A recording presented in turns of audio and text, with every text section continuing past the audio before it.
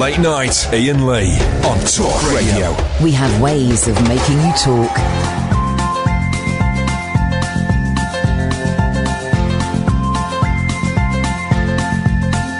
There's a voice that keeps on calling me. Down the road, it's where I'll always be. Every stop I make a new friend. Can't stay for long, just turn around and I'm gone again. Maybe tomorrow I'll wanna settle down. Until tomorrow I'll just keep moving on. Down this road that never seems to end. When new adventure lies just around the bend. So if you wanna join me for a while, just grab your hat, come travel light, that's old style. Maybe tomorrow I'll wanna settle down. Until tomorrow, the whole world is my home. So if you wanna join me for a while, just grab your hat, come travel light, that's old style. Maybe tomorrow I'll wanna settle down. Until tomorrow, I'll just keep moving on.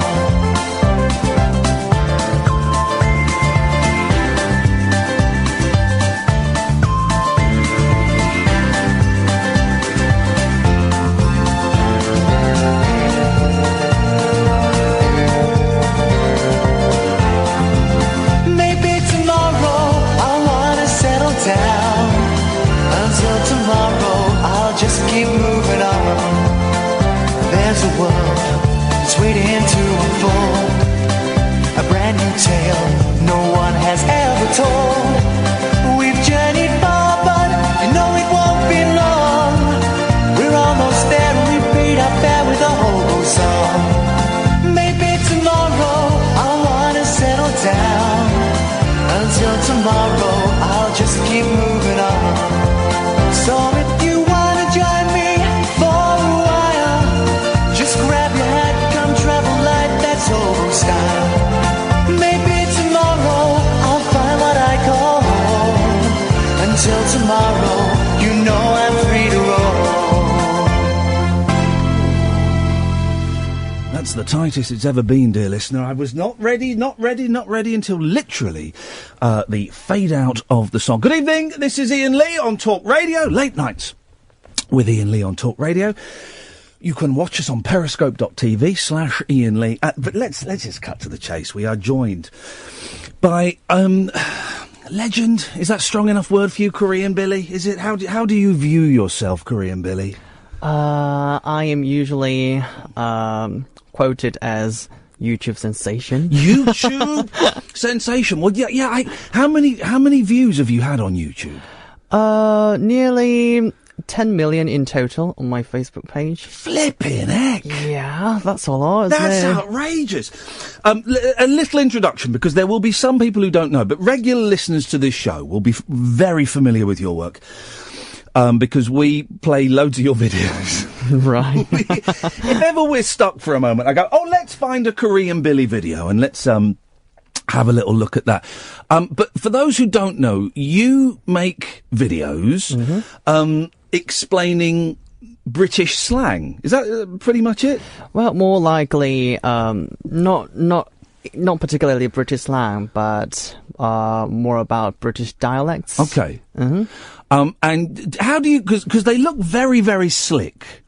Do you make these yourself, or do you have a team of people around you? Well, I usually make videos by myself. Yeah. Like, especially when it comes to the dialect videos, I do everything by myself. Yes. And yeah, I just enjoy learning British dialects, and I enjoy making videos about them. Why do you do it? I don't know, because I am just interested. Yeah, that's what I like. Yeah. And yeah, I just can't help, learning more about the British dialects. You've become a bit of a star over here. I know you're over here because you're doing some bits and pieces, and you've been on the BBC and you've been on various websites. And were you on Sky? I saw you tweeting Kay Burley, for goodness' sake. Why were you tweeting Kay Burley? I was supposed to meet her yesterday. Oh, don't. But do you know what happened yesterday? No, what did she find a family and had to tell them on camera that someone had died? Because that's what she does quite often. No, what happened yesterday? You remember the Scottish referendum thing? Yeah, I do remember it. Yeah. So Kay had to go to Westminster, so I couldn't actually manage to meet her. Unbelievable. Yeah, but instead I could, have a tour of the Sky buildings.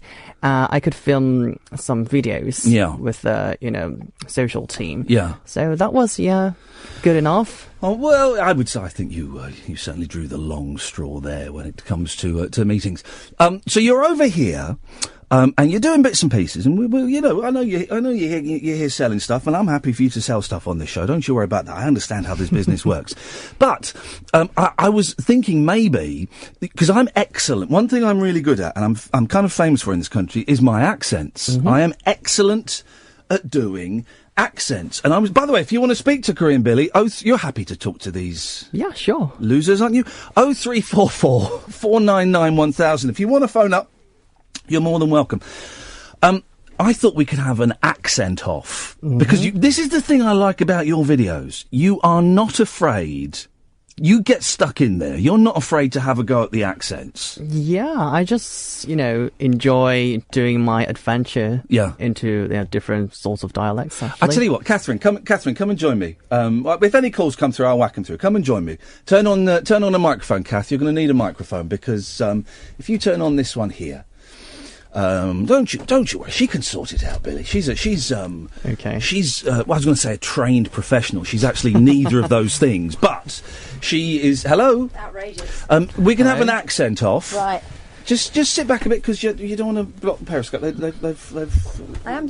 Billy is the money shot today, and I want you to be an impartial judge, Catherine. And here's the thing, okay? I don't want any favours. Good.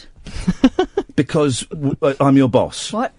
I don't want you to go, oh, you win, boss. No, that won't happen. So I want it to be fair. You won't win and you're not my boss. Then, in fact, it might be worth you closing your eyes so you don't know who is doing what accent. I'll tell you what, Billy, I'll let you go first. Okay. You pick, what's your best accent? Your best British accent? What is it?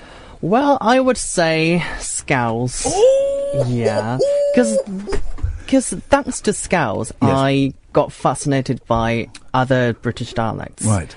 And that was the first accent and the first dialect I have, covered.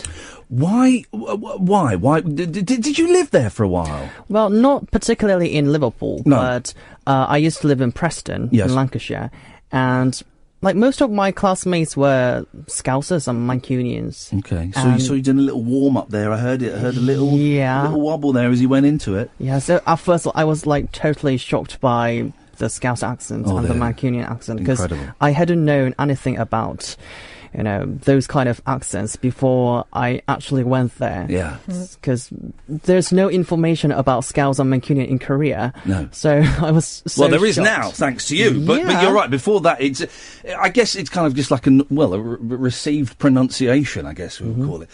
Get stuck in there, Billy. You go for a Scouse, and then let's. And then you're going to do Scouse. Oh, just baby. So we know. I'm just checking.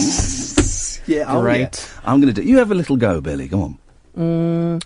I have some Czechin for me brachela. And now do it in Scouse? Huh? Yeah. That's outrageous. What? All right, then. Hey. Hey, it's Paul McCartney of the Beatles.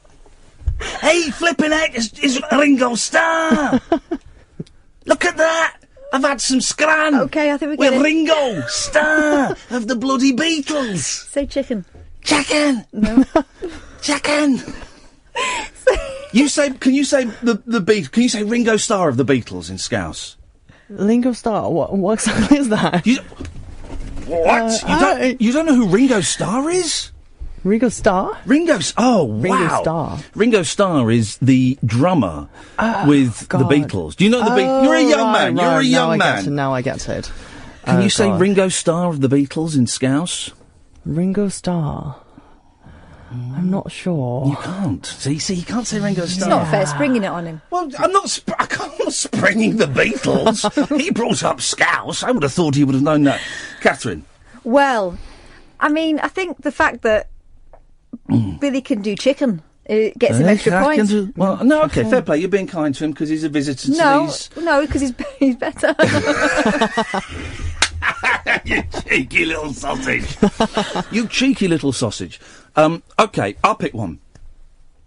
You can't pick common southern because that's your native tongue. How are you on Welsh? Welsh. Well, Welsh. Well, the Welsh word I can now remember is just but. But? Yeah, like, alright, but. Yeah. I think this may be round two. That's not like offensive one at all. No. I think this may be round two to me. Here we go. Well. It's Tom Jones. Well, it's. I like to call it Wendell. It's. I'm in the valleys. I'm in the valleys with the ladies. In the coal mine. I'm in the coal mine in Wales. Okay. That is not bad. Okay, 1-1 just to stop it. But why did you change your voice? I'm doing... He's doing an impression of a very famous Welsh singer. No, it was just about like changing the accent, not changing the voice. But you could change your voice if you want, Billy. Yeah, okay. I think Billy's going to storm out in disgust in a minute. He's furious. It's when I do an accent, Billy, I become consumed by the region, and so I have to do... Is he calling foul play on me here? A bit, yes. Okay, I don't want to fall out with him because I like him, but... Okay, so it's 1-1. The deciding match, the deciding round. You get to pick the accent, any accent you want. You can change your... the jacket's coming off for this. Jacket is coming off for this. Smash it, Billy. Come on. I'm impartial, but... Because you're impartial. Okay. Getting ready. So I picked one. Okay. Jill, why don't you do it and we'll try and guess what it is? Oh, I do the accent. Yeah, and we'll you take a guess. Yeah, we'll take a guess. Okay. Okay. I'll say this sentence. Okay. Ari Hayadin, I'm going to do the tune. Brilliant. We're laughing because it's brilliant. We're not laughing at you. We're laughing because it's very good. Newcastle. Oh, yeah, that's right. Geordie. Okay, but we're laughing because it was excellent. Can you just check that the aircon's on? Because I know we've got 5 bodies in it, so it's going to get warm. Newcastle. Okay. Now this is one of my weak ones. I would say I'm not. One. Well, yes, go on. See. We down the tune at Newcastle United Football Club. We're going to watch the football at Newcastle United. Hey, lassie, you want to put a coat on and you want to do your button up because we can see all a bit too much, Boyle. Why, you lads? Why, You don't get any extra points for preserving my all of that modesty. is happening on Periscope, by the way. Hi, guys. Who would you say was the best? Give it to him. Go on. I'm going to give it to Billy. Go on. I'm going to give it to Billy. He's come all this way from South Korea. You might as well give it to him. Well done, Billy. It's not a pity point. No. He actually earned it fair and square. Okay, Cass, that's very kind of you to say so. true. That's very, very kind. 0344 499 1000 is the telephone number. We'll take a quick break and then we'll have some more with Korean Billy. The wild man of late night radio is back. Iain Lee on Talk Radio. We have ways of making you talk. This is a genuine thrill, dear listener. You know, we only get people on the show that we really like. Either me or Kath have to have some kind of connection with that person, and they've kind of moved us. And we get actors, and we get I don't think we've had any actors, but we've had singers. Tony Robinson. Well, would you call it acting?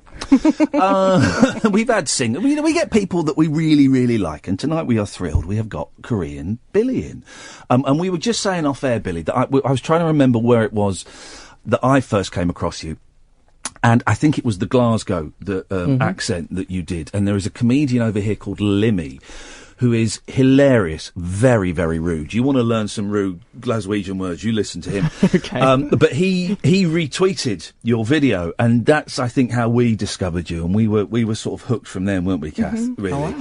Oh, wow. At Korean Billy on Twitter. What's your YouTube channel? People just type in Korean Billy, they'll be able to find it, won't they? Just literally my YouTube channel's name. How many videos have you got up now? I believe I've made over 100 videos up to now. Oh, hang on a second. 100 video, 10 million divided by 100. It's still quite impressive. It is actually. That's fair. Yeah, you're right. That is still very, very impressive. And have you got? Do you know what your next one is going to be? Have you kind of got it in your head already, or are you just? Well, there are still lots of regions I haven't travelled yet. Yes. For my dialect trips. Yeah. And possibly I would try, the region I actually went to study. Yes. So that is Preston, Lancashire one. Lancashire. Yeah, Lancashire. Actually, Kay is from Lancashire as well. Yeah. So when I was supposed to meet Kay yesterday. Who's so I was Kay Burley. Oh, Kay Burley. Kay. Sorry. Isn't From she Sky. Oh, he's so showbiz, we were isn't he? talking about her. She's a Scouser, isn't she? Kay Burley. Isn't she from Liverpool? Really? Oh, I don't know. Yeah. I've not studied her work No, I think she is. that well. All right. Well, don't. No, I'm just saying. That is Lancashire. Well, is it? Well, okay. Well, anyway, so you're okay. I was just surprised by the use of K. It's suddenly so informal. It's it's very nice. Now, listen, you were filming today Cockney rhyming slang. Yep. And you've got the cards. Have you still got the cards? Because I've got them. My dad was as common as muck and was a proper Cockney. I don't think you get proper Cockneys anymore. Born within the sound of Bow Bells. Yeah. I don't think you get them. What about Danny Dyer? Like I say, I don't think you get plastic ones. You don't get real ones. But you've got some Cockney rhyming slang there. He's going to test me on these. I am going to know every single one of these. Korean Billy. There was a bit before we came in, and James was banging on about whatever it was he was telling Ash off for or something. And I said to Billy, "Oh, I'm a bit knackered." "Oh, do you know the word knackered?" He went, "Of course I do. I'm Korean Billy." Which I thought was brilliant. Yeah, that's what I said. That was brilliant. You can also pronounce it in about 5 different ways. He totally destroyed me with that. Okay, Billy, what have you got? Okay, the first one is... Yes. Bubble bath. You're having a laugh, mate. You're having a laugh. Oh, wow. You're spot on. Spot on.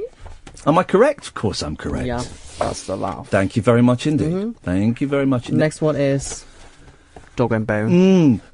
I'm not sure. Would I be able to phone a friend on that one? Friend? Phone! Oh, wow. That's brilliant, actually. Thank you. Well, I come from very common stock. Very common stock. Finally, it's paying off. Yes. Go on. Next one is this one. China plate. Catherine, you know that, don't you? Yeah. Go Me on. old China, me old mate. Mate. That's brilliant.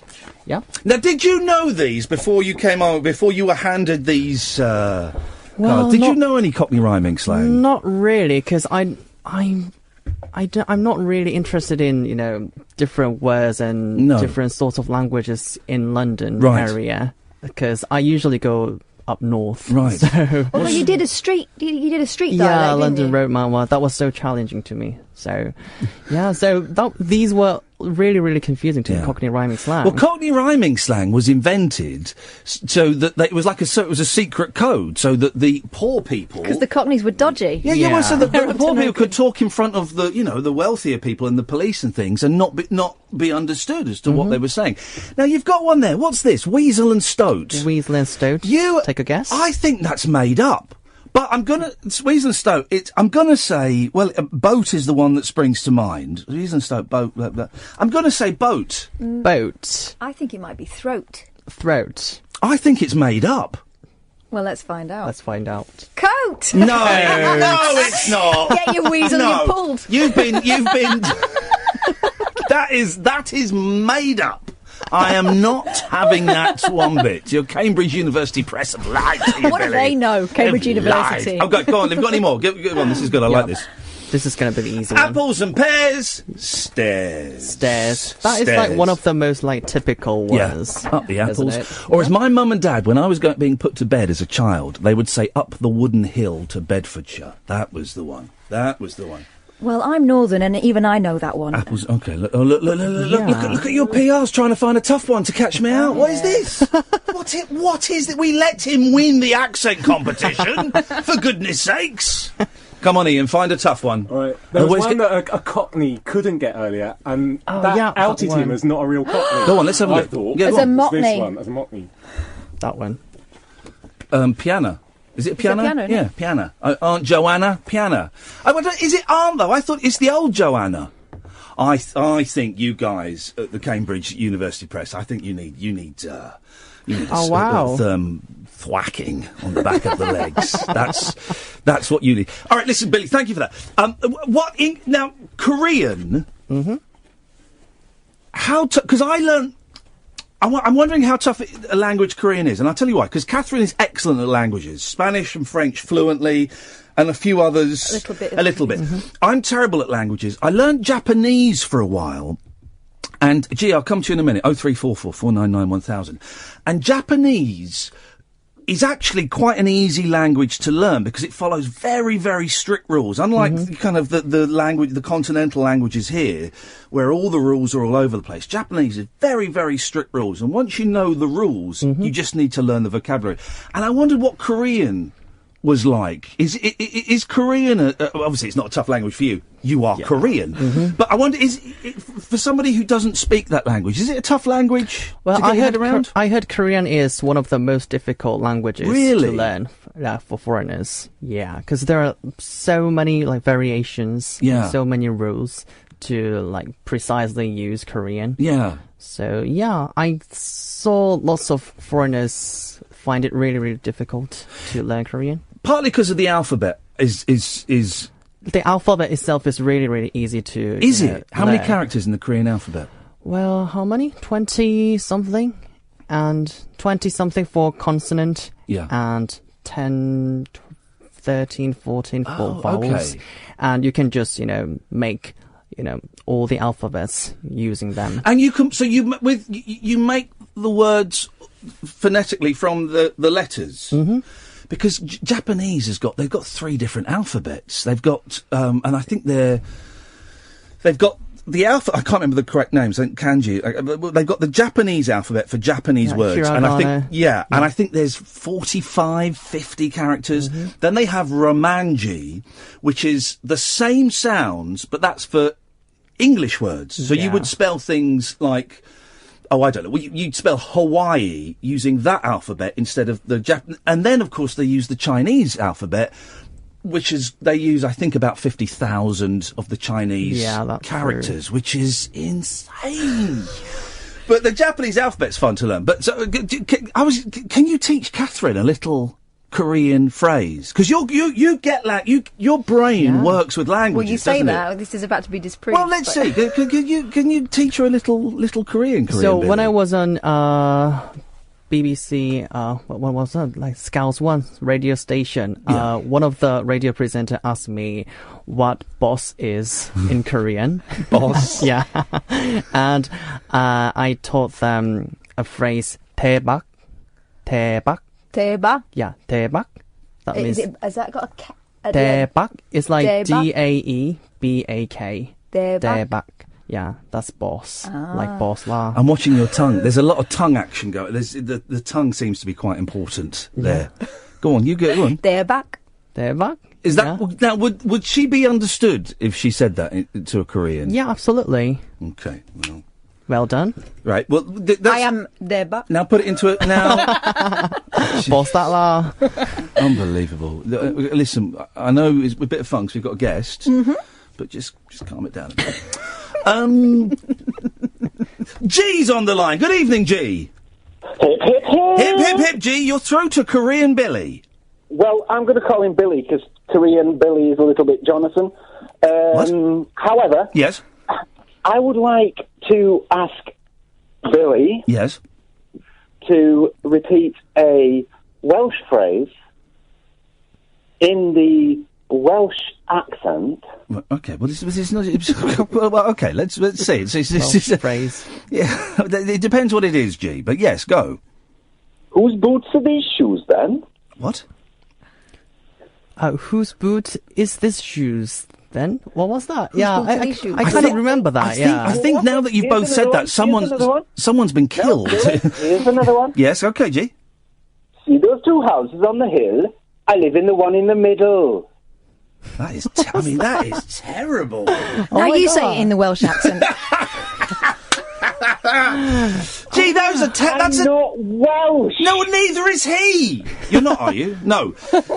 Somewhere there's a Welsh Billy though who's doing videos on Korean. That would be awesome. He's had 7 hits on YouTube. Thank you, G. Thank you very much for that. Thank you. Billy, are you all right to stick around for another 10-15 minutes? Mm-hmm. You okay? We're going to take a little break and then we'll come back and we'll do some more and we'll plug the website and whatever it is you're here to sell, we're going to sell it.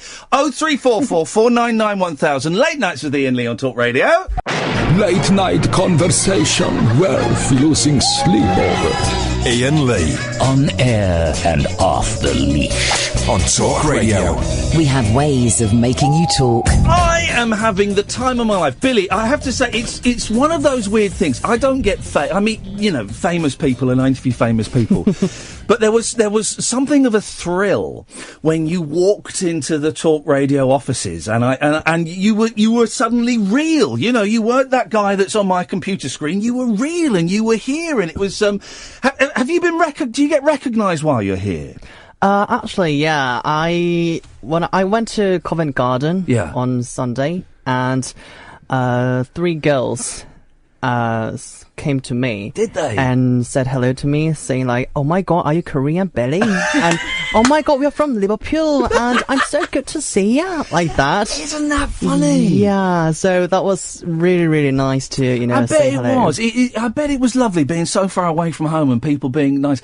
But your family and friends, are they aware of what an internet phenomenon you are? What do they think of it? Well, my parents don't know nothing about YouTube and other like online video stuff. Yeah. So when I said I am going to the UK, they were just shocked because they knew like nothing about what I was doing. Yeah. So so.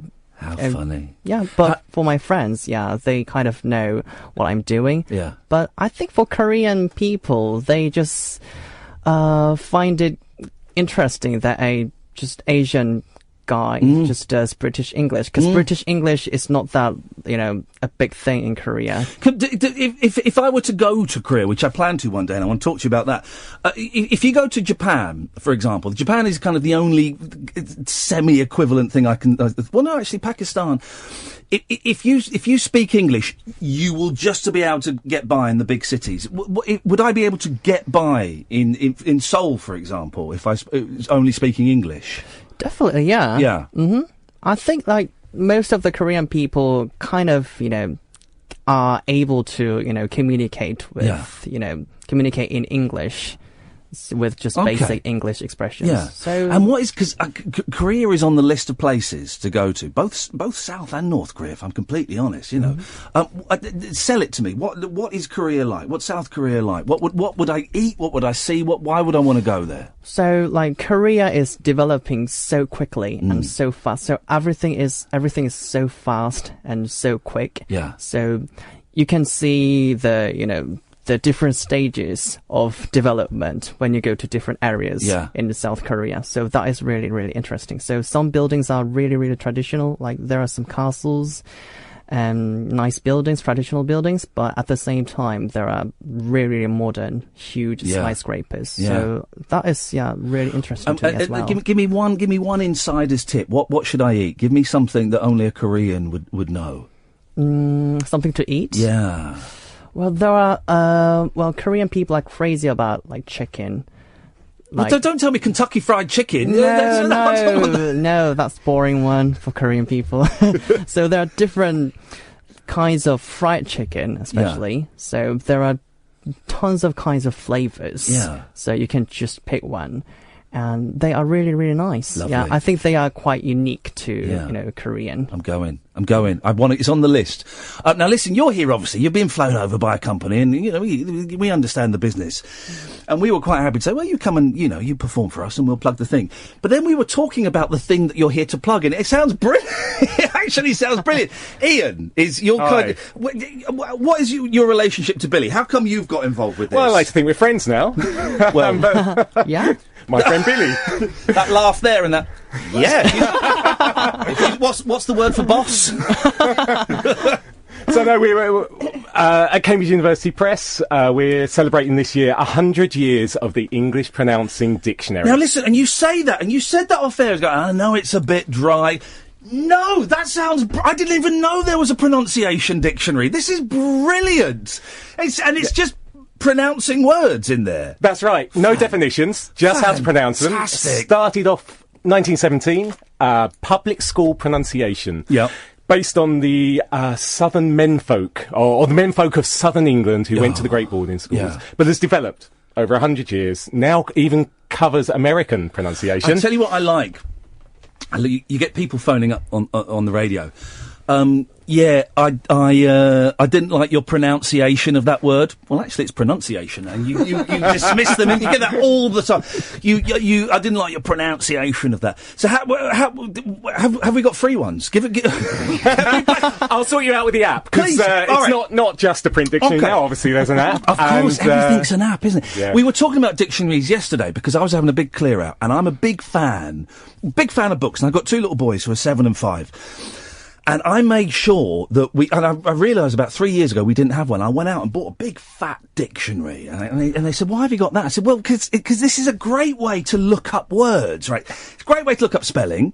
Great way to look at what they mean. And also, it's just fun sometimes just to flick through a dictionary and go, what's this? And it can spark off imagination and stories. And I think it's one of the things I think that kids are losing is the ability to use a book to find information. It's all this. It's all going straight to the computer and typing something in.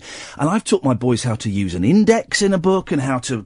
all of that stuff. In Argos. Yes, in Argos, in the toy section. That's what but I think this stuff is really important. And, everyone is so reliant on computers for stuff like pronunciation and spelling and definition. And I think we're losing something as a result of that. Yeah, we're seeing some interesting things that people are using. We've got a great online dictionary, and that's great because we can see what people are looking up around the world. Oh, really? And it's not just the rude words. And it's fantastic. And strangely, every time Trump tweets something, people in Korea, people in India are quickly looking up the words that he's tweeting.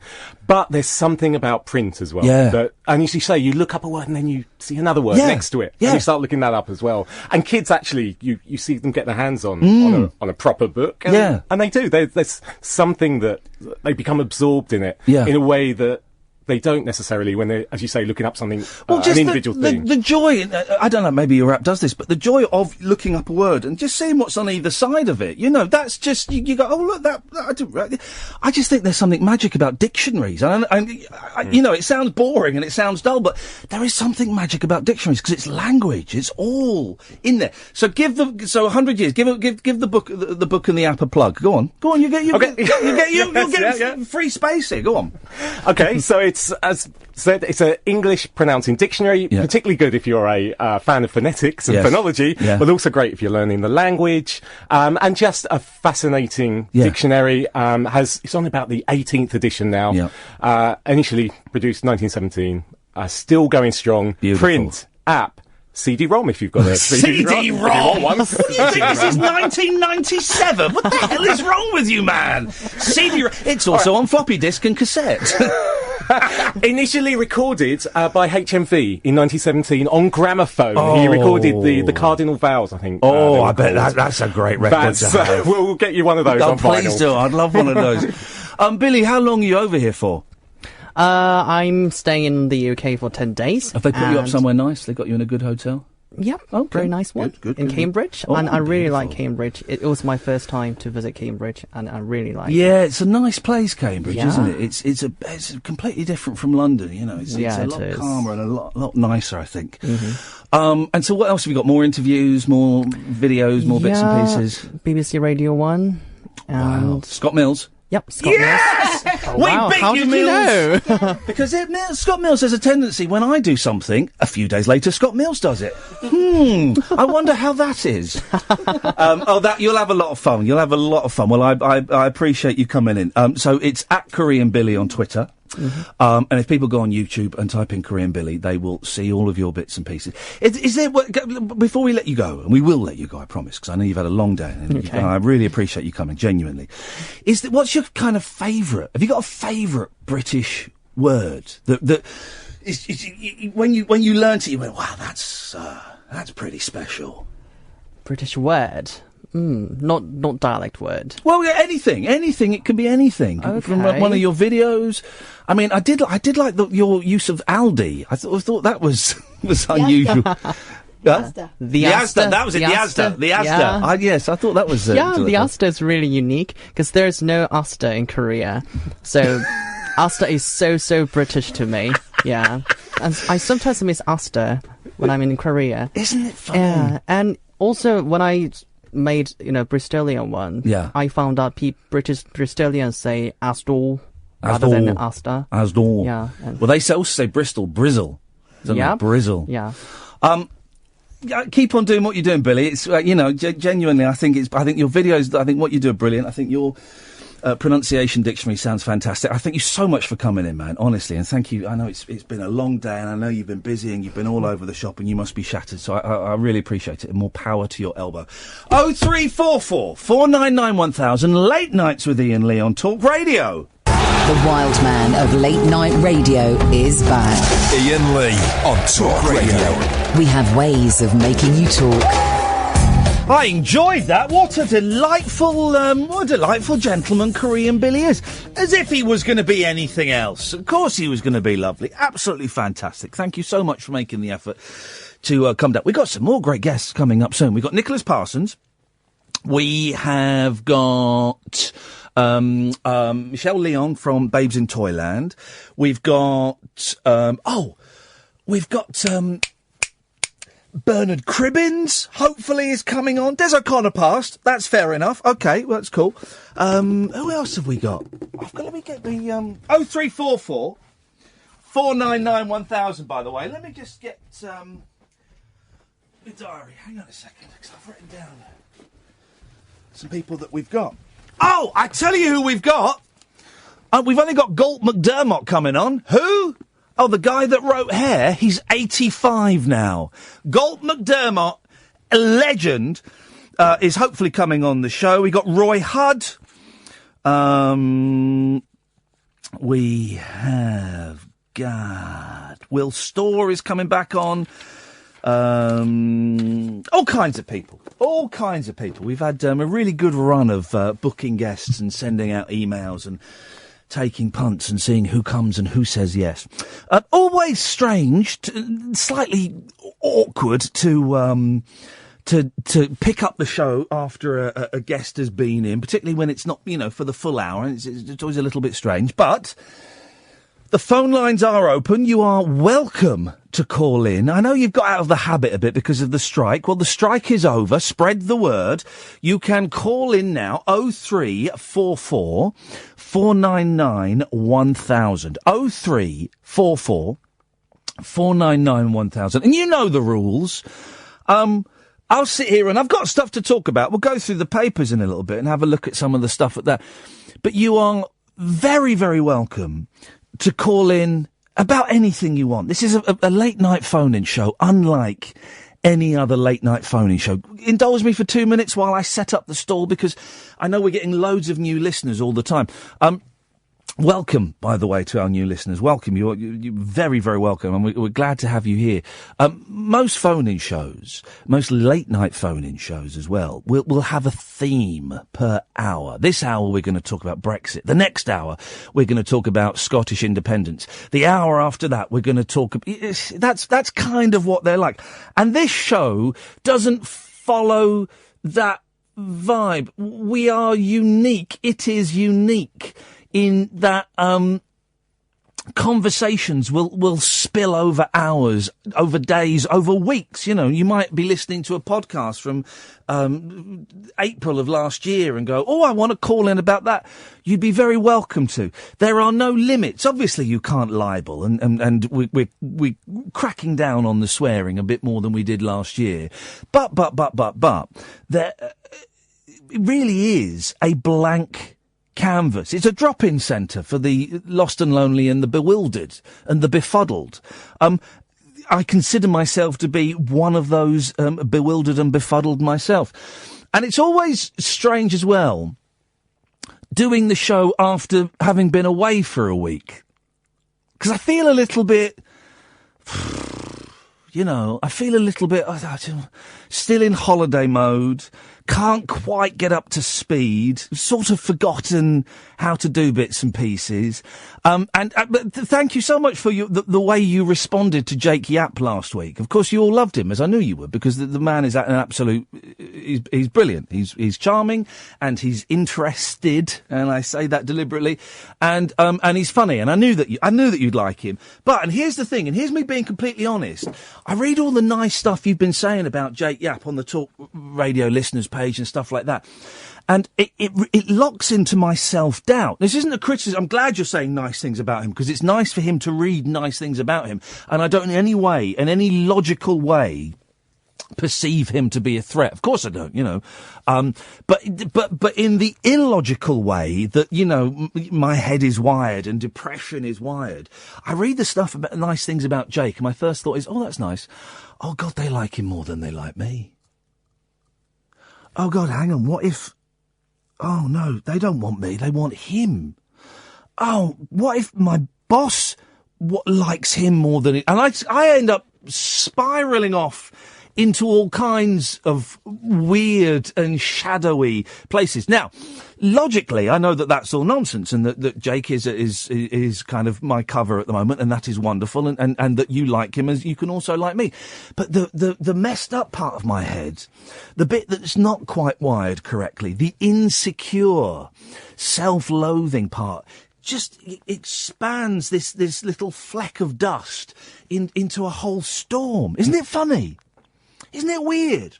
Here's another weird thing I noticed today, right? And I think, and now my memory at the moment is terrible. I keep having to go from my car to my door, and then go, oh, I forgot that, and going back to the car, and then going to, and I forgot that, and I'm getting that a lot. And I've got a lamp in here, and I was convinced I took that lamp home last night.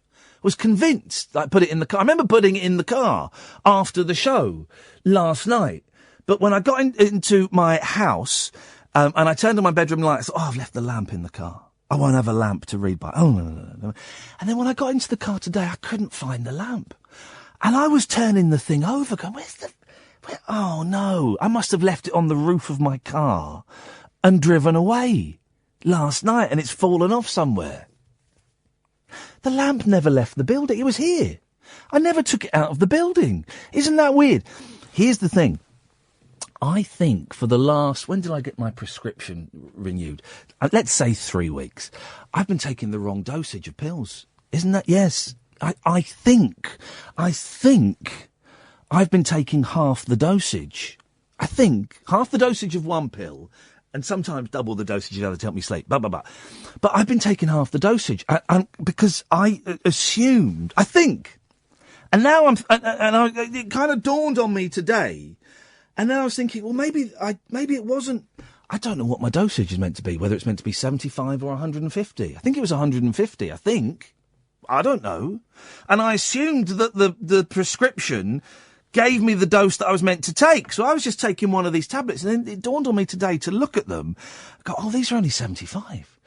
I think I'm meant to be on double these. I don't know. Isn't that weird? Isn't that nuts? So I've emailed my psych and said, can you tell me how to proceed? I have been doing this. Should I have been doing this? How do I proceed? Your instructions, please, boss. So, why am I telling you all this? Well, I'm just telling you all this because my head's a little bit all over the place today. And I'm just feeling befuddled and confused and really emotional. Really emotional. I had a session with my therapist today. God, why am I telling you all this? It doesn't matter. I had a session with my therapist today, and I left halfway through it. Because he was just getting to the nub. He got to my nub. He was fingering my nub. And I went, do you know what, Craig? I can't do this, and I'm off. He went, you sure? I went, yeah. He said, why don't you sit here? I said, no, I think I'm going to go, Craig. And I left, and he was just getting to a very important nub. And so today has been a very strange, emotional day. I kind of left my therapist, and I had to go off and do some stuff for this record label I run. So, it was a 15-minute drive, and I was in floods of tears in the 15-minute drive from Craig to Glen. And then I had to kind of, sort myself out and do some work for an hour. I say work. All we did was we sat in a cafe, ate a crusty cheese roll, and argued about which order some songs would go on a CD. I mean, call that a job? We literally, we just sat there and went, well, I think that should go there. And he'd go, okay, but I think that this one should go there. And I'd go, yeah, right, sounds fair enough. And that was it. That was our meeting. And then I went home and, I just cried. I just sat on the bed and cried. And I was going to sleep, but I couldn't. So, I decided to watch a film, and it took me ages to set up the thing to watch this film, and I couldn't find the subtitles. I ended up probably not by coincidence, maybe by some subconscious thing. I watched a Korean film today, right? And I texted my mate Lino, because Lino recommends films to me, right? And I found this film called Train to Busan, right? It's a Korean film, and it looked brilliant. I read the description, it looked brilliant.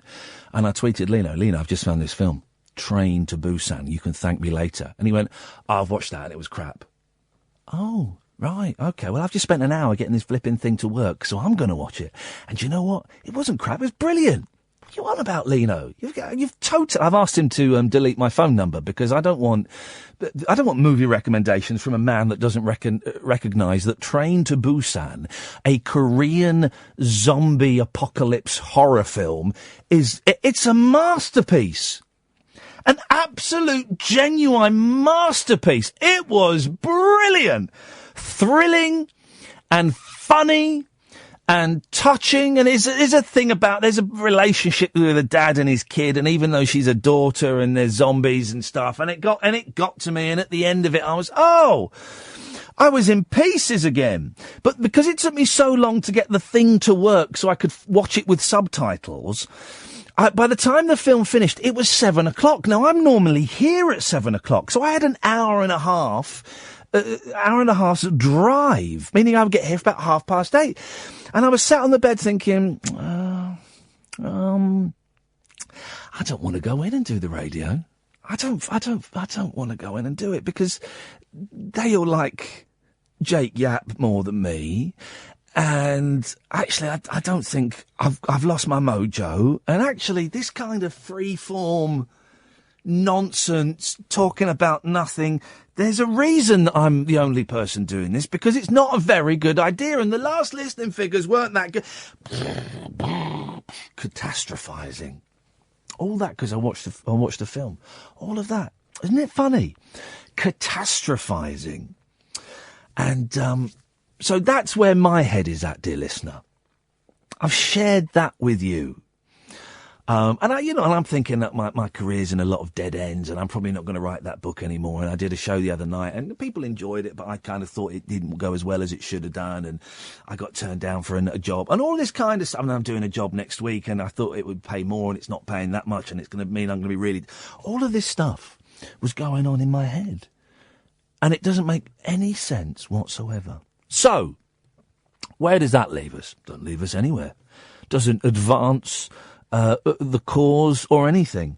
But what it does mean, I have laid myself bare on the radio for you. You're welcome to call in about that. You're welcome to call in about other stuff. You're welcome to sit at home and listen. You're welcome to switch off as well. It's all groovy. None of this matters. 0344 499 1000. Tick your radar diaries now. Late nights with Iain Lee on Talk Radio. Talk Radio. 0344 499 1000 is the phone number. We'll talk after the news. Late night, Iain Lee on Talk Radio. We have ways of making you talk.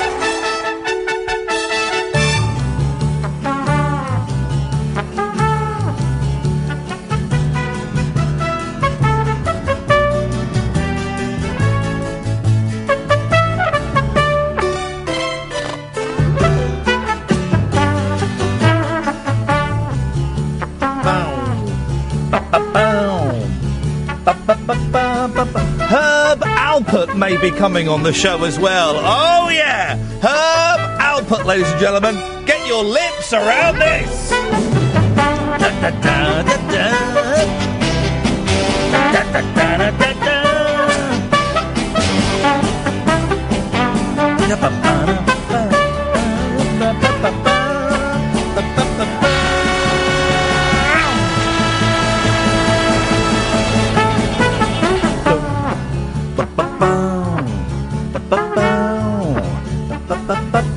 Herb Alpert. Some of you on Twitter and Facebook are trying to apply the rules of logic to what I was saying about Jake Yapp. Let me just stress everything. I genuinely, in the real world, not jealous of Jake at all, and I think he's brilliant. One of the best out there. But some of you are trying to apply the rules of logic and sense to what I said about Jake. And it's maybe I didn't convey it well enough. My feelings of insecurity and worthlessness and being less than don't come from a place of logic. They come from a place of, well, insanity. You can't apply logic to what I was saying. So, no, so don't. You can't. I'm nuts.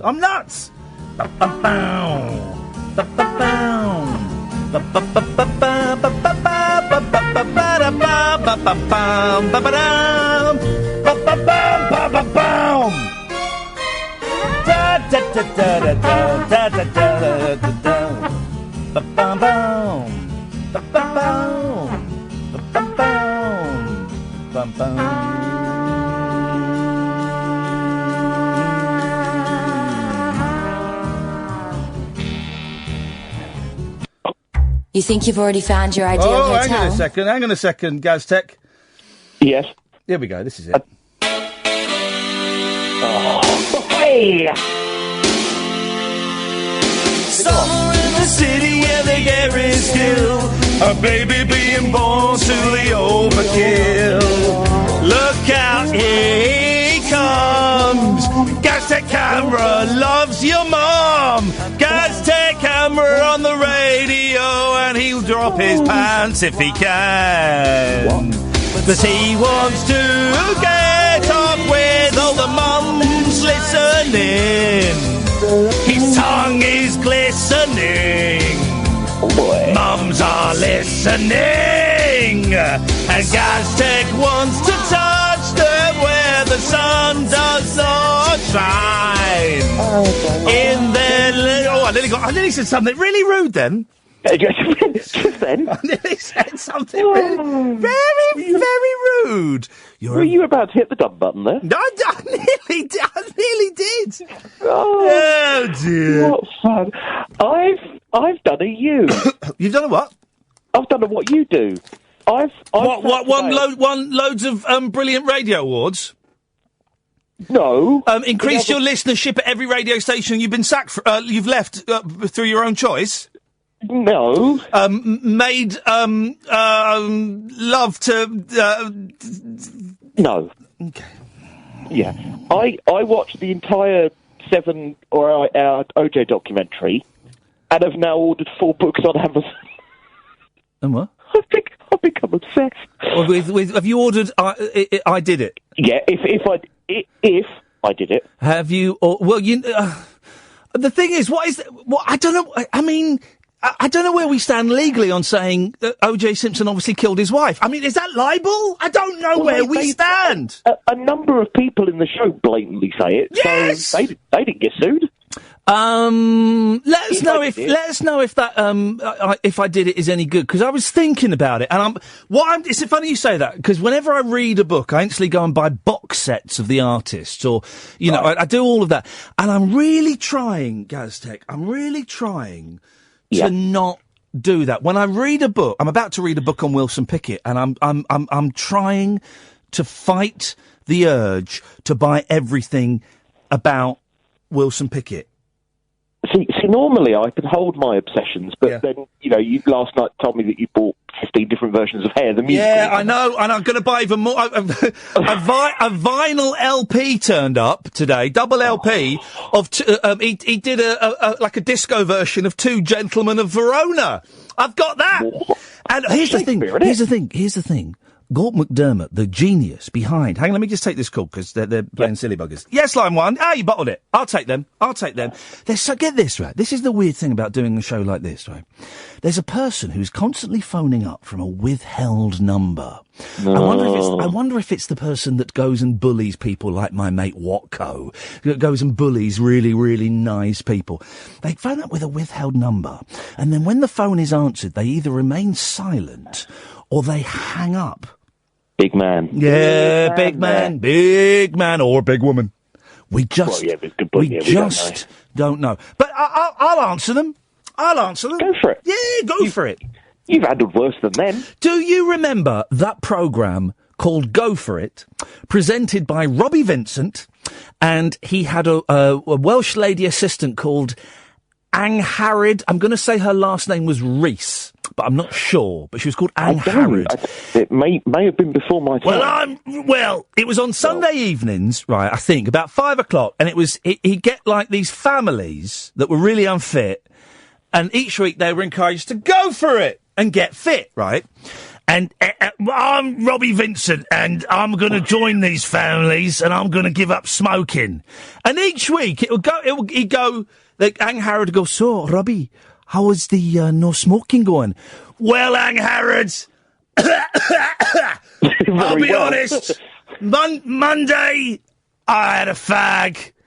Tuesday, hey, there's a guest, Robbie Vincent. Get Robbie Vincent. Let's see if we can get Robbie Vincent on the show. Because he's an absolute legend, Robbie Vincent. And he's still on the radio, but he's still working. He's still really spewing into him. I believe so. Yes. Hey, we got Bernard Cribbins, fingers crossed, coming on. I heard about that. That's good news. Des O'Connor said no. That's good news. Well, I'm joking. Hey, I'm joking. Des has been a bit private for the last 5 years. He's doing a show with Jimmy Tarbuck next month. So and don't forget, guys, an evening with Eddie Large. This is genuine, by the way. This isn't a Mickey take. This is genuine. An evening with Eddie Large, hosted by myself. A relaxed evening on the June the 25th near Bristol. On what will be Eddie's 70... Hang on a second. Yes, line 1, you're on the air. Butler. Isn't that weird?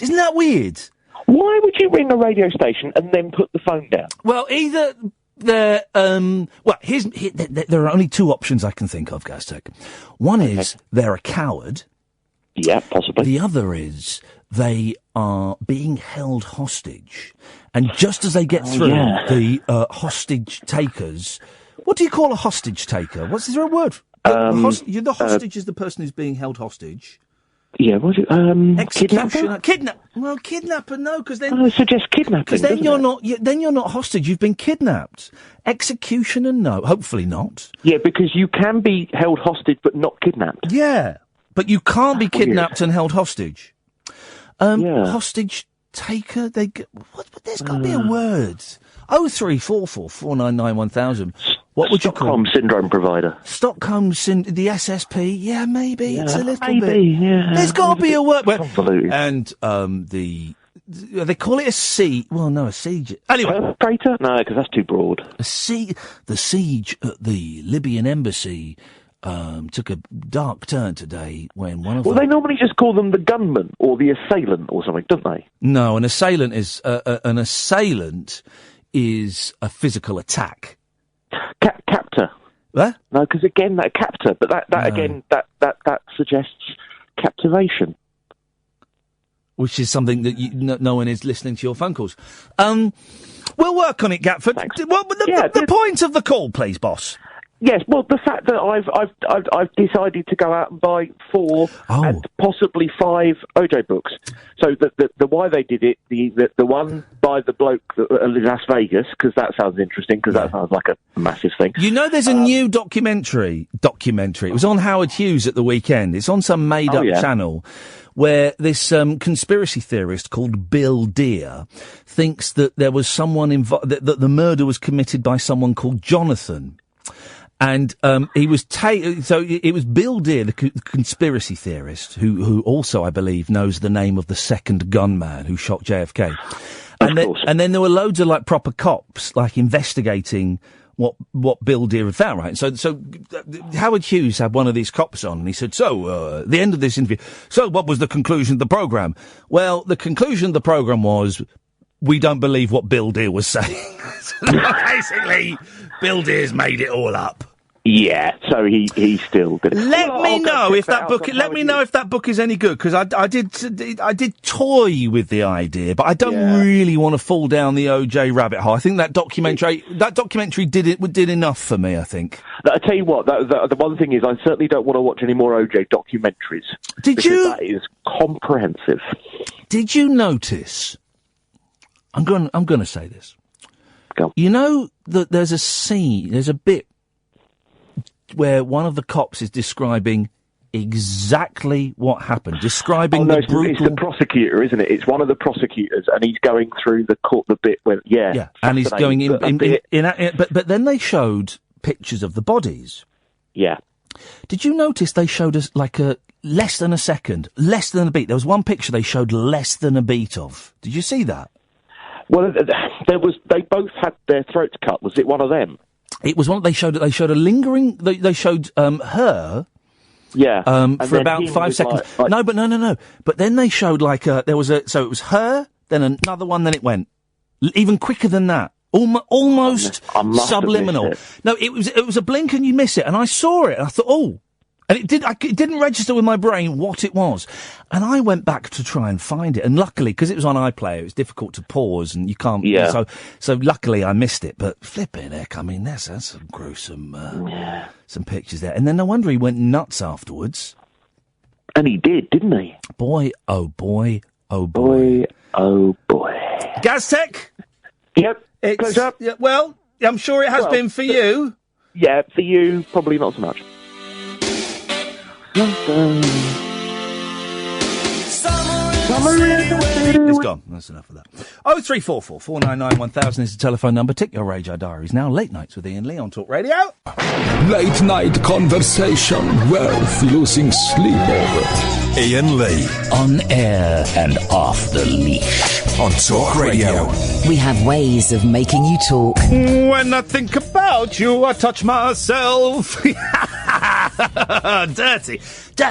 0344 499 1000. When's the Hollow Earth gentleman coming on? Is it Thursday? Wednesday or Thursday? Tomorrow night, we've got the gentleman coming on who's written a book. Well, you know, we had the Flat Earthers on. And that's a fun argument to have. I enjoy the Flat Earthers. Well, there are a group of people who believe the Earth is hollow. And I do know that there is a convention happening in the United States in the summer, and I've emailed them and they didn't reply, so I need to get back in touch. A 3-day convention with very, very expensive tickets, although... and it's being hosted by a gentleman who claims to have lived in the centre of the earth. Anyway, so we've got a guy coming on tomorrow who's going to explain to us, he's a different gentleman, but he's going to explain to us why he believes the earth is hollow and exactly what is going on in there. Good evening, Mark. Good evening. You all right? I'm all right, thank you, Mark. What you got for us, boss? I want your show to be the new place to launch campaigns for good things for people. Number one, yes. If we're going to leave Europe, we need the government to instigate immediately duty-free back on the ferries so we can get cheap booze and cheap cigarettes and tobacco. The thing about duty-free now, if you go into the duty-free at the airport... It's well expensive because you used to go if you were going like to America or something or wherever you go. Look, listen, you need a new Walkman. I tell you what, don't buy it now. Wait until a week, and I'll get one in the duty free, and we'll get it for half price. But now there's no price difference. Exactly, and that's what happened at Dover Calais when Gordon Brown gave into the European Union. They said, well, if you're a part of Europe, you can't have duty free. Outrageous. So overnight, the guy I know used to work on the ferry said they scrapped 2 boats. He said they were absolutely making a fortune. It was so cheap, so we want that to come back. Yes, of course we do. Yes. A selfish thing. And the other thing, I think that you would say this is really, really important because you sound like a really lovely person. I'm a lovely person, Mark. Yes, when I just heard you talking about touching yourself, I nearly choked on my dinner. Well, it's an erotic image, but when I think about you, Mark, I do touch myself. I'm doing it now. You're a good man. And we live in a country where we could be together legally. How cool is that? Yeah, exactly. Beautiful. Disgusting. Anyway, so, listen, no, it's cool. This thing in China coming up in, I didn't know, it's actually on the summer solstice, the Yulin Dog Festival, where they eat 10,000 dogs and they cram them into crates and they boil them alive and skin them alive because they reckon the adrenaline makes the meat taste nicer. And there's pictures all over social media of the dogs in crates like you wouldn't believe. You wouldn't keep rats like it. Yes. And I think it's time to say that while we're busy pulling away from the European Union, which is trying to say everyone should have human rights and everyone should be able to be free... Well, dogs shouldn't have human rights. No, but I'm saying that we're going to get in bed with the country because of certain corporations that want us to get in bed with China, that they're going to finance a new nuclear power station here. Right. So you're saying we shouldn't get in bed with China? No, I think we should say... I think someone should say... Someone said to me, yeah, well, we're hypocrites because we eat animals and we treat them just as bad. Yes. But I think if someone actually said... Well, I tell you what, if you had them in a field humanely like sheep and dispatched of them humanely, then people actually wouldn't go on about it. You think a bolt through the head is a humane dispatchment? Well, rather than just having your throat cut and being aware of it. I mean, I don't know. Well, but you're no, you can't compare them. You've got to pick them on their own merit. Are you saying that a bolt through the head is humane? Look, I used to have a girlfriend. No. Answer. No. I don't want to hear about your girlfriend. I don't want to hear about halal or kosher. I want to hear the answer to this one question. Do you think a bolt through the head is humane? Who do they do that to? That's cows, isn't it? Do you? What? It's a really simple question. Do you think a bolt through the head is humane? Yeah, but look, you have to see when. No, I don't. It's a simple question. Yeah, do you think a bolt through the head is humane? It's a yes or no question. Yeah, but most animals don't die like that. They're stunned, aren't they? Do you think a bolt through the head is humane? I don't know what it entails. I've never seen it, never really done it. No, so you're arguing about something and you haven't got a clue. Yeah, but there's a difference between a group of cows being kept on the back of a lorry and a group of dogs actually laying on top of each other. So your problem is the way they're kept, not the way they're killed? Well, the way they're kept... Do you think a bolt through the head is humane? Well, if someone said they're going to slit my throat, but they'll knock my brains out first, I think I'll go for a bit and have my brains knocked out. So I think it sounds pretty cool than just standing there. So you think, you think... I don't know why you keep bringing slitting their throats into it. That's what they do, don't they? Who? Well, once they, that's what they do to the animals. Once they stun them, they cut their throats, don't they? The bolt through the head, that's. No, you don't know what you're talking about, do you? Well, who gets the bolt through the head, though? Who does that? Well, cows and pigs. That's how they kill cows and pigs. I thought they gassed the pigs. No, they bolt. What? No. But so you're saying that a bolt through the head is okay? Well, if you go online, the pigs are gassed in a chamber. They freak out like you've never seen. It's disgusting. So you are a vegetarian then? Well, I'm starting to eat vegetarian sausages. They're incredible. You'd like them. I've had them, but you're I don't understand. Deal with your own issues. Forget China for a minute. Yeah. Right. Let's assume they gas pigs, right? Yeah. And you said they run around like they're terrified, but you're happy to eat them. What, piggies? Yes. Well, no, because I'm on the veggie sausages now. I'm going that way, you know. No, you don't go that way. You either are that way or you're not that way. That's like saying I only smoke 10 a day. Well, you're a smoker. You're a meat eater. I've always thought I'm that way, and now I'm determined to go that way. Well, then no. Listen, I was that way for 27 years. Really? It's really easy. All you've got to do to become a vegetarian, Mark. Have you got a pen and paper? Yeah, go on. Right, I'm going to tell you this. All you got to do to become a vegetarian, really, really simple. One thing you got to do, right? Right, go on. You stop eating meat. Do you know, I knew there was someone that could help me with this. But that's all you've got to do. So none of this, I'm going that way. Well, no, you're not. You're a meat eater. Well, no, because I'm on the veggie sausages, but I'm finding that I can't cook anyway, and if you don't know how to cook, it's difficult to conjure all this stuff up. There's loads of stuff out there. What are you talking about? So the only reason that pigs are suffering for you is because you can't read a cookbook or you can't buy Linda McCartney. That's it. Do you know, talking of Linda McCartney, you know, the other day, I'm 3 miles from where he lives in Peasmarsh. I was parked up in Beckley Woods. The helicopter went over. He was Paul in the helicopter. I don't think he was flying it, but he went over, and the security guy said to me, if you ever see a helicopter go over, a great big helicopter, he said, that's him. It just took off from the you know, what they call it, the helicopter pad. How cool is that? I'd eat dog. Sorry? I'd eat dog. Would you do it? Would you eat it? Of course I would. Well, why not? I'd eat horse. Do you know, someone told me that during the Second World War, horse meat was, that's what a lot of people ate it, and you had to put lots of onions on it because it was very strong meat. It's not, look, the issue for me is the way they keep them and the way they kill them, that it just looks so miserable. And if they actually said, you know, put them in a field like sheep, let them have... But you can't, they're dogs. Who's going to herd the dogs? A sheep? This was supposed to be an easy thing. Just say, can we talk about the poor doggies? And now I feel like I'm being told off for something I haven't done. I can't play with my sausage. I would, if I was in China and the dog festival was on, I'd have a dog sandwich. Totally, what, really? I'd have a dog burger. Of course I would. Yeah, but what, do you know, when we just because you know you've seen them on the telly and we have them as pets, right? Yeah. They're like chicken to the Chinese. Yeah, but on our summer solstice, you've got a few hippies go down to Stonehenge and smoke a joint and go, well, look, there's the sun. Not eat a doggy. Come on, Mark. I'm beginning to suspect you're pulling my leg, but thank you very much indeed. Good evening, Caddick. Nope, not playing that tonight. They bottled it. Let's go to Darren. Evening, Darren. Hello, Ian. Can I just put the top on the pan of mince? You having dog bolognese? No, I'm having mince and dumplings, actually. Okay. For supper.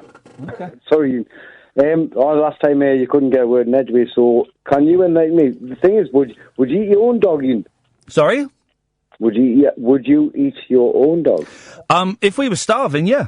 There's nothing. If we were starving, I'd cook it. Yeah. Agreed on that. Hang on a second. Stay there. Yes, line one. Hello. Hello. Good evening. Yes. Good evening. Yes, it's the Four Seasons Hotel. How can I help? Oh, I see what they're doing. I'm terribly sorry. You've been the victim of a cowardly prank. I do apologise. No problem. Thank you. Thank you very much indeed. I see. We'll ignore that. I see what they're doing. Childish former radio presenters. Very, very, very. Darren, yes, go on. Sorry. Right. So, what you were talking about there, you wouldn't eat your own. I would eat if we were starving. I would cook the dog and cat. Of course, I would. This isn't even on. I wasn't even talking on this subject, but the point is, right? So you would eat dog, but not your own dog. So the point is, if you were starving, you eat any dog, wouldn't you? Yeah, I'd eat my own dog if I was starving, yeah. It's fair play, yeah, I know, but... Right, if I was on a desert island, right, and I don't even really like my dog. And I was on there with my dog, and there was nothing. And I was starving and I was dying. I'd snap her neck. I would do it. I'd snap her neck, and I'd eat it. I'm sorry to laugh. That's ridiculous. You're laughing about my boy's favourite thing in the world being having its neck snapped. You're a weird. I don't like my dog either. I can't stand them. I cannot stand dogs. I nearly swore there. No, I love dogs, and I do love cats as well, but I don't have one, as you do love them. If I was on a desert island with my cat and my dog, the dog would go first. The cat would be tougher, but I mean, yeah, I'd break a spine. Or just tougher to eat. Yeah. Right. So that was good. That was good. What was he doing? Was he phoning a Chinese establishment? Who? Whoever it was. Oh, no, I tell you what that is, right? And we'll ignore the withheld numbers, because I'll tell you what that is. Yeah. There is a technique you can do where you can phone up a phone number, us, for example, and while we are ringing, you can also then phone through to B, which could be a Chinese restaurant or a hotel or a private residence, and then when we answer the phone, we get through to the other person they've called up, and we all roll about on the floor laughing. And it's hilarious, and it wastes. It doesn't. No, it's not funny. And they've done it before. They've done it before, and it's not. I mean, you know, hey, it's all content for me. So everyone's a winner. But they're just picking on, you know, someone who's working for minimum wage. Why would you want to do? Where's the humour in that? Fair enough. Well, that's possible. Right. So yes, I went back in the day, right, because I love listening to talk. Sort of whatever, radio or sport, and I listen to this. I'm allowed to talk about Tommy Boyd for a second. Of course you're allowed to talk about Tommy Boyd for a second. Right, you know, I've seen your YouTube thing, and he wasn't very nice, right? Agreed. He was a dick in your words. The point is that was quality. Did he ever accept the invite for to come on your show? Yeah, he came on my. I don't know which clip you're referring to, but he came on my radio show. Yeah, a couple of times. It's the one when you phoned him and he was a bit. He was an idiot. He's the man's an arse. Here's the thing, right? Here's the thing about Tommy Boyd. The man is an arse. I liked him until I watched that. He's a has-been. He's a failure. That's why I'm here and he's not, because I'm better than him. But you phoned him to be sort of have a bit crack with him. Yeah, no, he's a miserable man. Very miserable, bitter man. Sorry to phone and slag him off, because I used to love listening to him, but it actually put me off. Yeah, no, he's very bitter. The point I'm making is, right, I'm going back to that day and coming back to the present day. Time travel, yeah. Your cracks are actually better, but he wasn't having it. He was jealous him. Yeah, he's a bitter failure, Darren. That's what Boyd is. I hate hearing that, but when I've seen a few things and watched a few things, listened to a few more calls on YouTube to hear back in the day, but not one person won in an argument, because all he wanted to do to me was argue and he would have tied me in knots. Anyway, well, that was my whole point. It was it's weird how times have changed. The cracks changed. Yeah. From his to yours, and it's improved, isn't it? It's evolution. It's evolution, survival of the fittest. The point is, you were trying to have a conversation with him, and right? Yeah. You know what I mean? It was an absolute prune, Darren. Listen, let's not. I feel uncomfortable speaking ill of the dead. I mean, he's not dead, but his career is. I didn't want to do that. Well, you did though. It's quite mean of you, Darren. Well, I did, and you let us on, but I had to watch YouTube to see what was what. That's all. Yep. Well, okay. Thanks for calling, Darren. Thank you. 03444991000. Late nights with Iain Lee on Talk Radio. The wild man of late night radio is back. Iain Lee on Talk Radio. We have ways of making you talk. Try again. Last time this evening we try it. Yes, Caddick. He phoned up and he was asleep, so I cut him off. He's phoned up again 5 minutes ago and he's asleep. What is going on with that man? Is narcolepsy real? Like proper narcolepsy? If, you know, like where you just be like talking and then you just fall. Is that real? Is it real? Or is it as I suspect it is? I'm not making light. as I suspect it is, a little bit more complicated than that. That you don't just go, you're not in the mid-tone and you just like that. You'll be talking and you'll just go, talking, I just feeling a little bit tired. I think my narcolepsy is going to kick in about 10-15 minutes, so is it all right if I just close my eyes for a little bit? Is it more like that? I bet it's more like that. Instead of just like you're talking and then suddenly you... I bet. All right. And here's the thing. It's the narcolepsy is the last great taboo, right? It is the last great... Oh, what's this? What is this? Why is this playing? Go away. Hang on. Why is the Proclaimers playing? That's better. Narcolepsy is the last great taboo, right? We've had all the taboos covered in soap operas. We've had homosexuality, AIDS, drug addiction, the murder of a violent father, incest, lesbians, baby stealing, ghosts. But we've not had a narcoleptic. And I think that is... I'm not making light. It sounds like we've had transgender. We've not had a narcoleptic in a British soap opera. So here's the thing. EastEnders and Coronation Street and Neighbours. I've had too much coffee. I feel a little bit nauseous. Pull your finger out and let's get a narcoleptic story for drug addiction, alcoholism, spousal abuse, man on wife, wife on man. Now we want narcolepsy. That's what we want. The big Christmas storyline at EastEnders, narcolepsy. That's what we want. Honestly, I genuinely, I'm fascinated by it. Is it as simple as that, where you're just talking and you go? Or is it a bit more complicated? And how long do they sleep for? Do you sleep, each time you go, is it like a 20-minute, is it a disco nap? Is it a full-nighter? What? Supposing you're asleep and you have a narcoleptic attack, is that like in Inception when you go into the second dream? Is it? These questions we just don't know. We just don't know. Can I catch it from sharing a Coke bottle? I don't know. 0344 499 1000 is the telephone number if you want to give us a call. Listen, the person doing those calls where you connect us with another one, the joke's not working because we're not going to answer your phone call. So all you're doing is, I'm getting paid really well and you're not irritating me. It's content for me. Everything is content, right? All you're doing is winding up somebody who's probably earning less than you. They're certainly earning less than me. Actually, they're probably earning more than you. I'd imagine you don't have a job.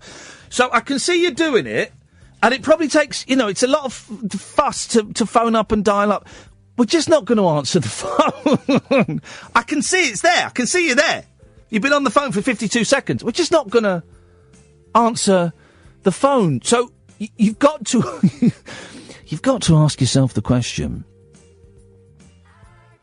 if you're prank calling a radio show and a place of work, but the radio show isn't answering the phone call, you've sunk quite low in life. If that's your entertainment. Do you remember that bloke that phoned up? Was his name Biddis or something? And he phoned up to do a character, and I don't know if I was supposed to go along with it or not, but I saw, straight away we saw right through it, and we let him kind of do his spiel for a bit, but it wasn't very funny, so we called him out. He went nuts on Twitter that night. He went absolutely nuts on Twitter, and I read up on him a little bit. He's a barman, fine job, and he got into the papers about whenever Margaret Thatcher died, because he got Ding Dong the Witch is Dead into the charts. Fair enough, you can count that as an achievement. And that's it. And I just thought, why? When you're prank calling a show, right, that has the limpest screening process of any phone-in show in the world. All you need is a phone and the ability to dial our number, and you will get on. When you're prank calling that kind of show, there's no achievement. Phone up Julia Hartley-Brewer. Or, James O'Brien. Get one on them, Get on there and do a prank there. You wouldn't get one past James, I wouldn't think. Very, very canny man. Julia, maybe. Paul Ross, definitely. But that's an achievement.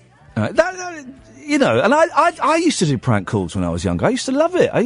But that was when I was phoning up people like Robbie Vincent, like Clive Bull, like Weird Al Kelly. Remember him? Like Ian Collins used to phone up. Like You Love Mike Stickin. I used to phone him up.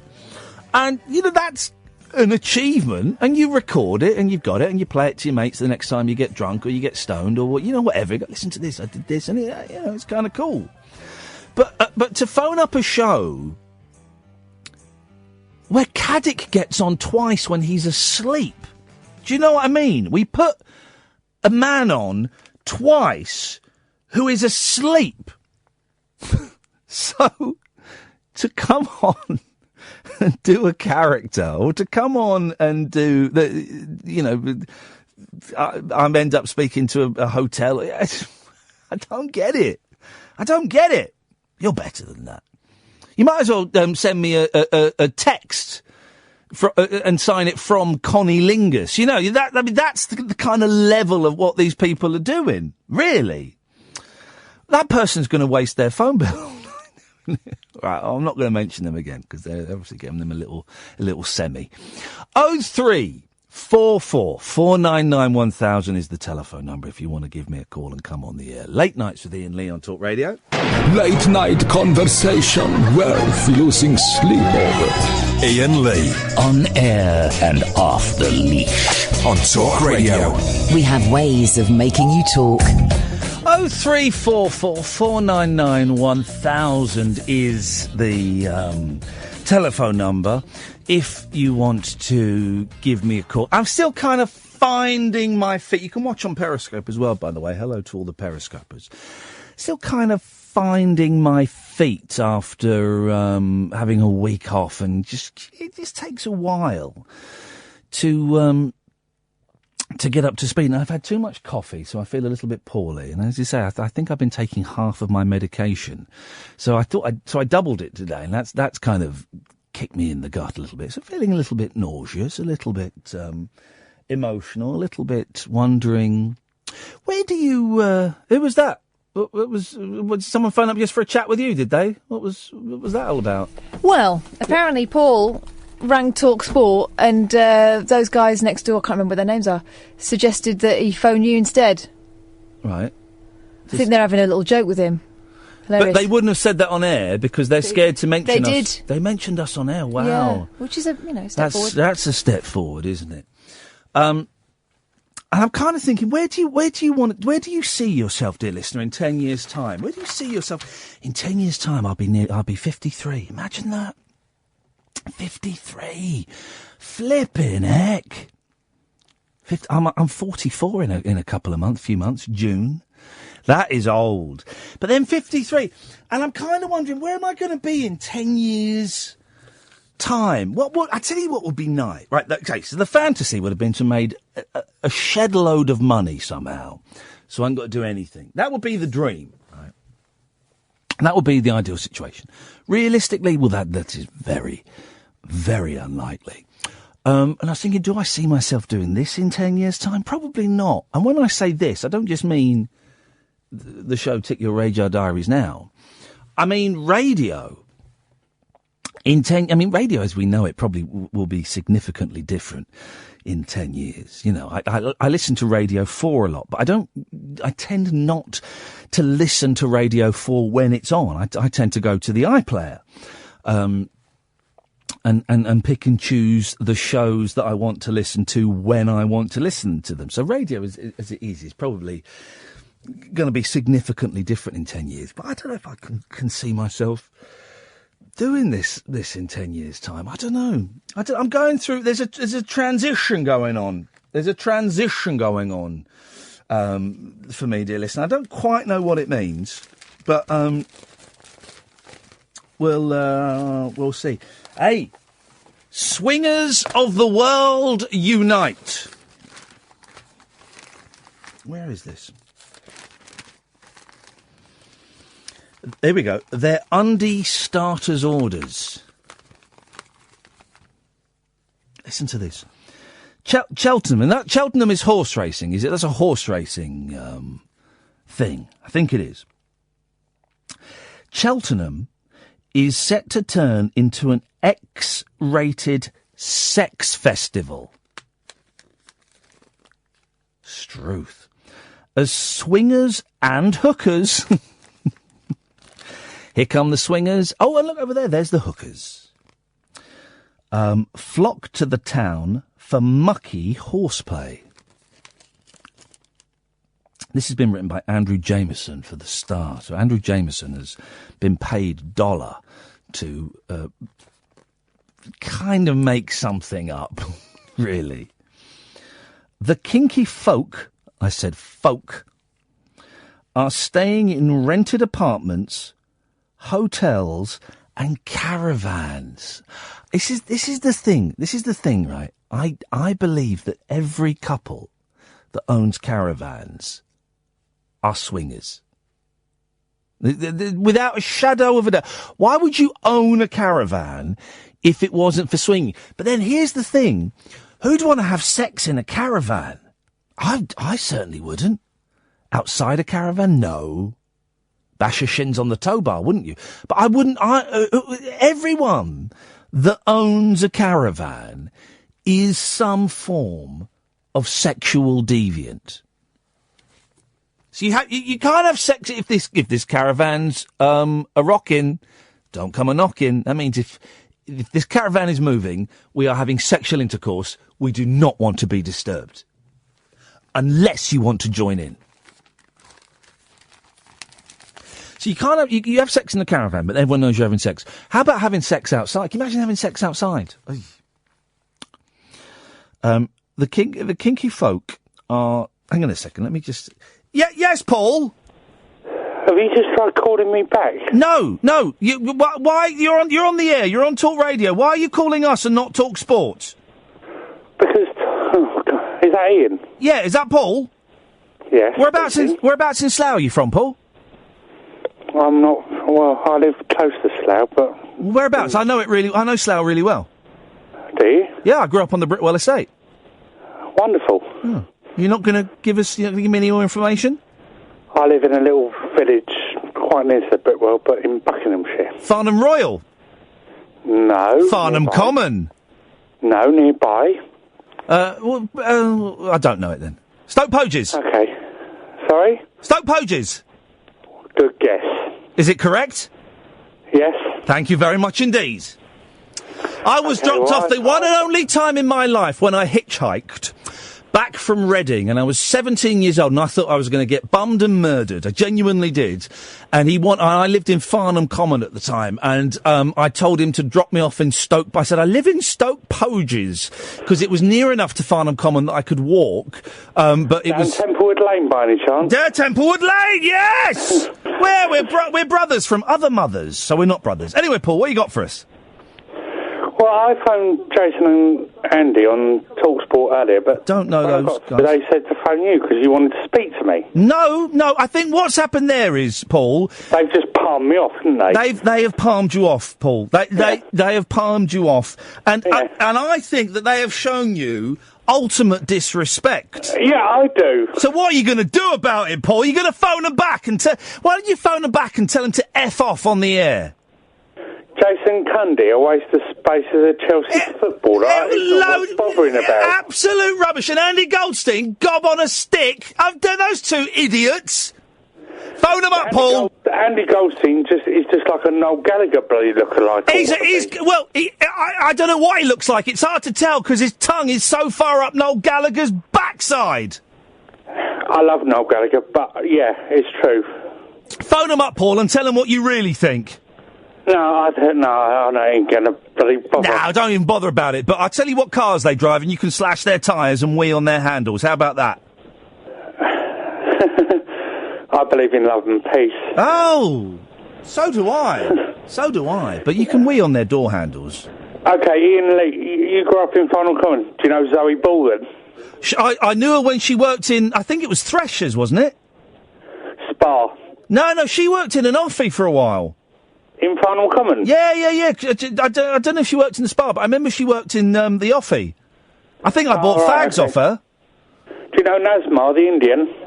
I do know. Yeah, that's right at the other end of the what loosely called the High Street. Yes. Yeah. Yeah. Where a place called Foremost Golf used to be. Yes, I'm old enough to remember where I think the Sainsbury's is now. That used to be an old fruit and veg shop run by an old boy whose name escapes me. But my sister used to work there as a Saturday job. And there also used to be a really good sandwich shop there. Yeah, they did. I'm quite often up in the Costa there. If you see me, please don't come and approach me.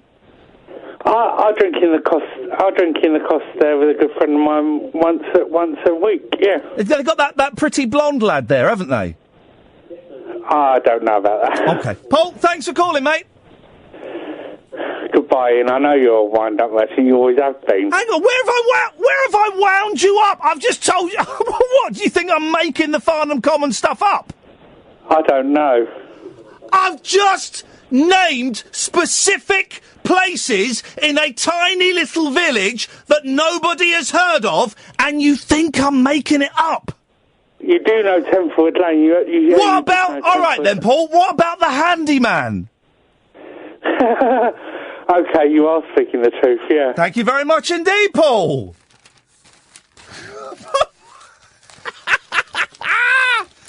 If they think you're lying, talk about the handyman. Evening, Pablo. How do? How do? Two things. Yes. First off, if you could pick an idol... What's going on with your phone? Oh, is it funny again? Yes. Oh. Right. How are we now? Okay, that's okay. Try talking. Are we good? Yes, we're good. Okay. Yes. Right. Yes. Right. No, it's what are you doing? I'm not doing anything. Well, it sounds rubbish. It keeps crackling. There. Is that better? We're good. I can hear myself. Carry on. If you were able to fight anybody that you respect as an idol, musician, film star, otherwise, and it's not going to be a judgment based on whether you'd win or not, just somebody you think you'd have a good ruckus, who would you pick? Bruce Lee.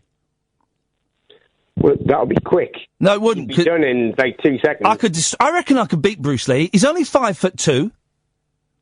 Mm-hmm. And I'm 6'3". He's a classically trained ballet dancer and martial artist. Yeah, I know karate. I'm a karate man. Well, for me, it's Johnny Cash. Oh, Johnny Cash would destroy... Well, now, are you doing Johnny Cash when he's off his face on Speed, or straight Johnny Cash from the 70s? No, you've got to do him full crazy. If your phone clicks one more time, I'm cutting you off. Right, I'm literally standing like I couldn't give in Mannequin. I couldn't give a monkeys. If it clicks one more time, I'm cutting you off. Okay. So which Johnny Cash are you going to fight? I'm going for full, speeded out, cake eating Johnny Cash, hiding in a bush, and I'm gonna go. There we go. Thanks for calling, Pablo. What is going on with these people? What is going on with these people? Trying to tell you about swingers in a caravan. This caravan's a rockin', don't come a knockin'. Unless you want to... Well, if you want whatever, I don't know. If you want to take part in the sexual activities. But bear in mind, it is a caravan. We've only got bunks. You going on top?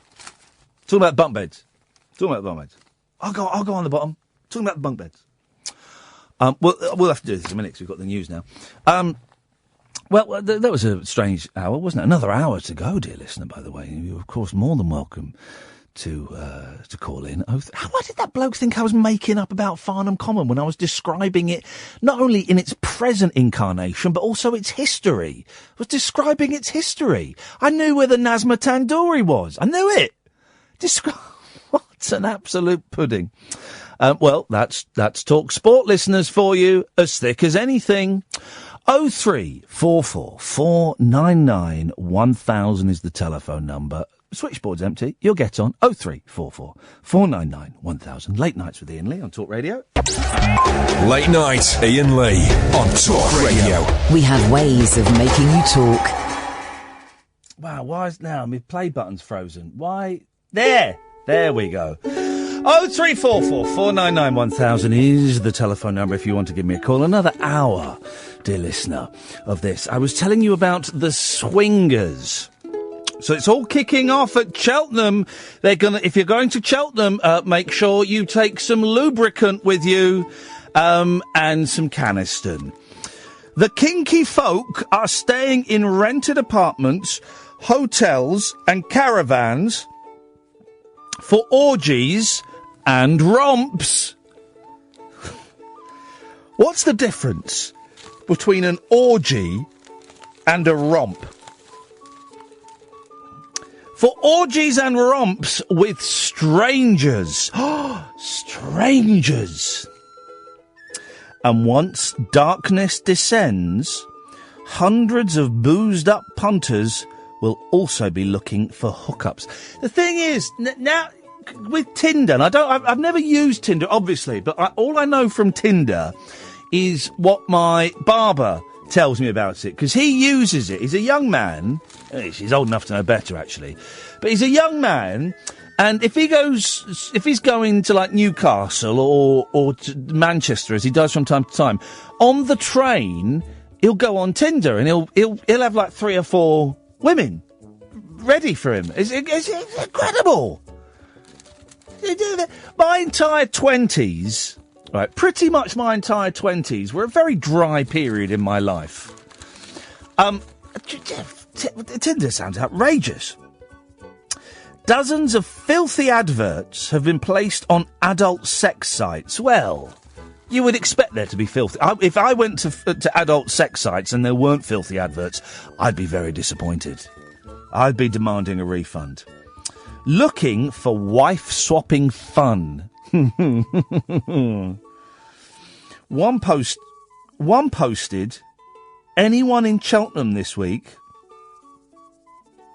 I'm down with my gorgeous new female partner. We've got a luxury hotel booked and are looking for select females and couples to join us. Another read, going to be at Cheltenham this week, looking for some sexy action after the races. Get in touch, please. And I like that use of the word please at the end. Yeah, you're right. They've based the whole story on 2 adverts on an adult website.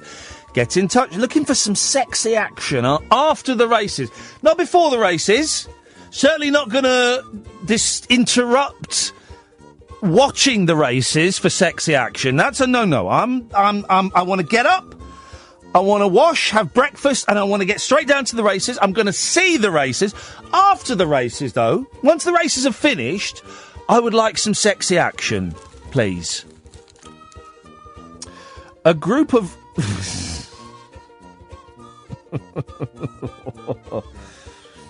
A group of naughty women are even holding a £50 a head orgy... Classy. In a luxury apartment for racegoers. Described as an intimate affair, the financial contribution will go towards venue hire, condoms, and nibbles. Nibbles. Yeah, I'm here for the orgy, but, ain't got anything to eat, have you? Nothing to... I don't want a sandwich or anything. Do you got any, like little hula hoops or bowls of peanut? Oh, wicked. Yeah, brilliant.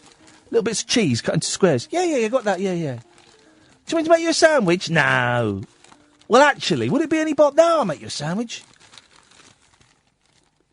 Nibbles. Because I find that when I'm at an orgy, you really do, you do work up an appetite, don't you? You really do work up an appetite.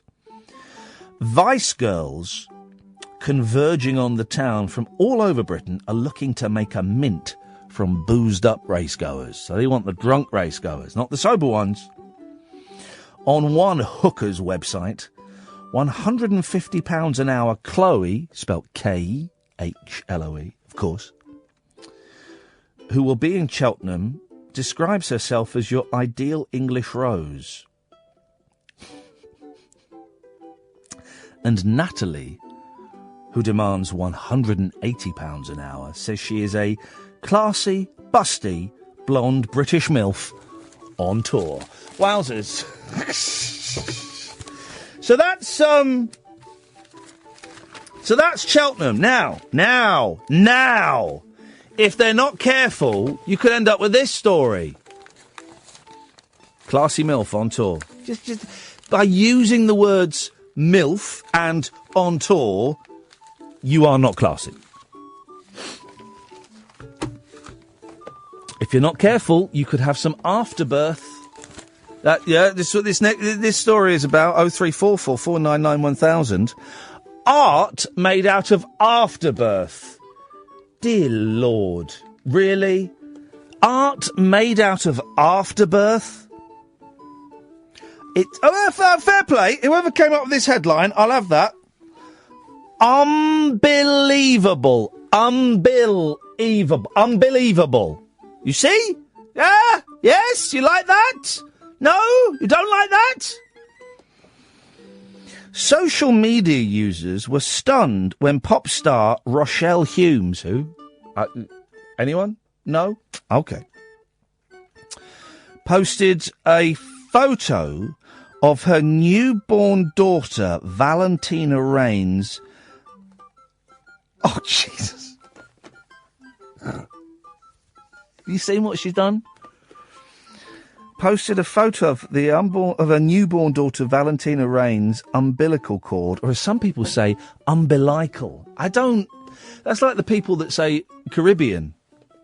This is Caribbean and umbilical. Caribbean, umbilical. That's a good name, actually, if you're thinking of naming your kids. Caribbean umbilical.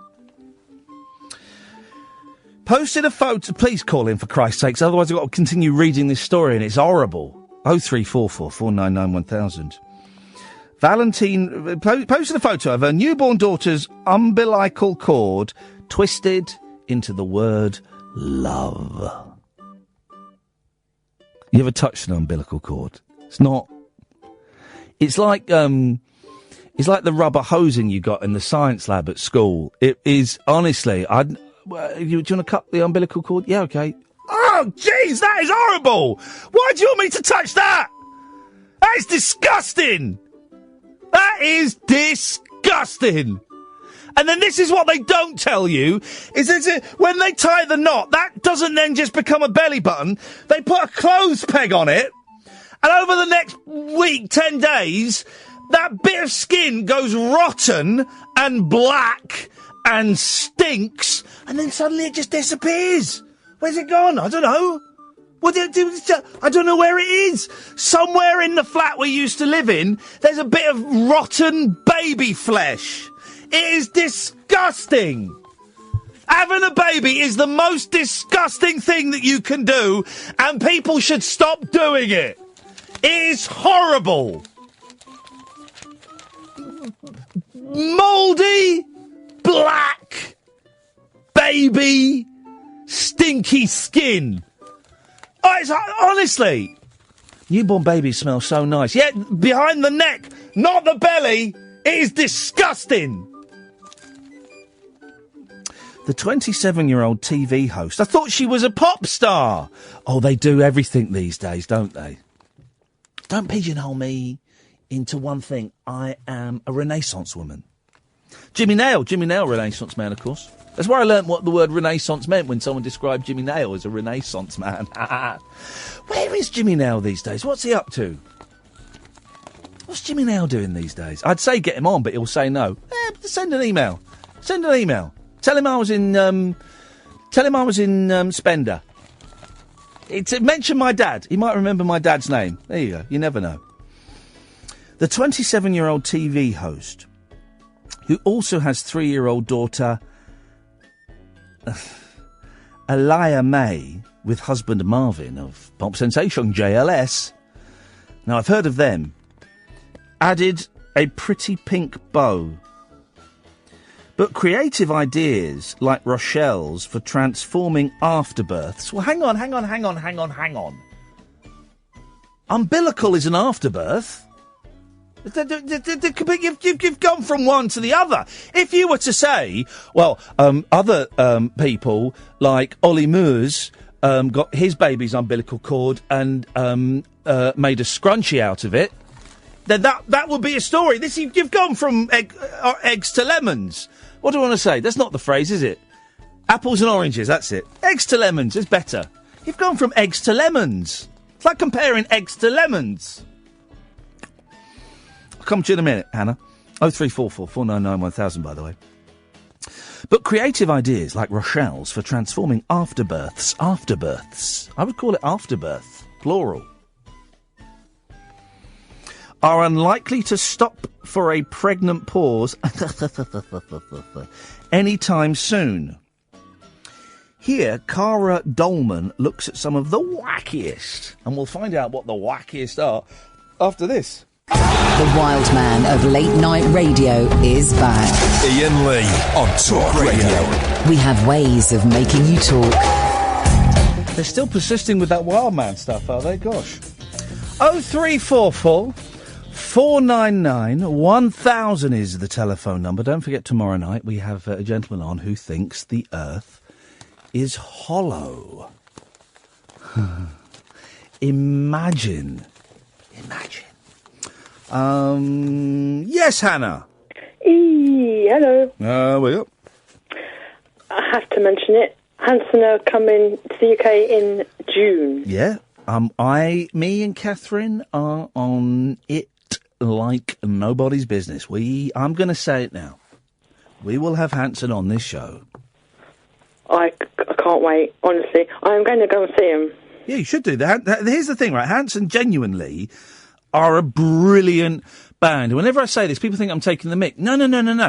They're a brilliant band, and I've seen them live a few times, and I've interviewed them 3 times, I think, 3 or 4, and I love them. So no, we're going to get them on the show. We are going to get them on the show and treat them like the rock gods they are. Yeah, because I think it's 25 years of the band now. Jesus, we're old. Yeah, it's gone quick. 25. Yeah, okay, that sounds about right. Yeah. I'd buy that. I'll buy that. Yeah. Anything else? Is that you just giving us our daily... To remind you, really. Beautiful. How do you remind us? And I'm telling you, they're coming on the show. Dan! Hi, Ian. Good to hear you back on the radio. Long time listener, 43rd time caller. There we go. Thank you very much, Robbie Vincent. Hi. I wanted to talk about Donald Trump, Ian. Yeah, go on then. You said you wanted something new, something unique about them. Yes. About him, rather. Yes. NBC have got his tax returns. I know. I just see the Rachel Maddow, who I know very little about, but I occasionally watch short bursts of her videos on Facebook when they've put the captions up, the subtitles up, because I never click on it to turn the sound on. I like her style. And she claims that she's got Trump's tax returns. Doesn't say any more than that, so we don't know if it's for forever, if it's a year, if it's for a part of his empire or whatever. But that's quite exciting, isn't it? It is, and they've got to be at least interesting enough for her to have made a promotion for it. They wouldn't just say, we've got his tax returns, it's all above board. Yeah, we've got his tax returns, and it turns out he is a billionaire. He's paying probably just about the right amount of tax, and nothing to see here. There's nothing to worry about, nothing to concern you.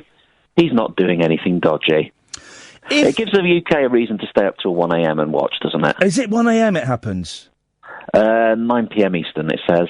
Yeah, because they've moved their clocks forward now, so that's totally screwed. Because I'm used to Eastern New York being 5 hours behind us, but now they're only 4 hours behind us, and that makes me uncomfortable.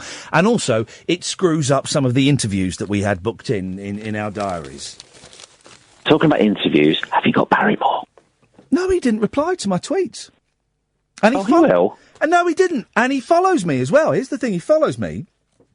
He does forget to reply to people sometimes, I think. Well, he's doing a sitcom. I know he's doing a sitcom. Good for him. I sent him 2 tweets, to him. Yes. And he replied to, and I looked at his timeline. He replied to a tweet that a listener had sent before I sent the tweet. And he replied to a tweet that someone sent after my tweet. And he didn't reply to my tweet. So I've kind of given up on him. Do you think you might be muted? That's an excellent suggestion, actually, Dan. Yeah, that's a really... Why don't you tweet him a few times and say, Mr. Barrymore, have you muted me? Well...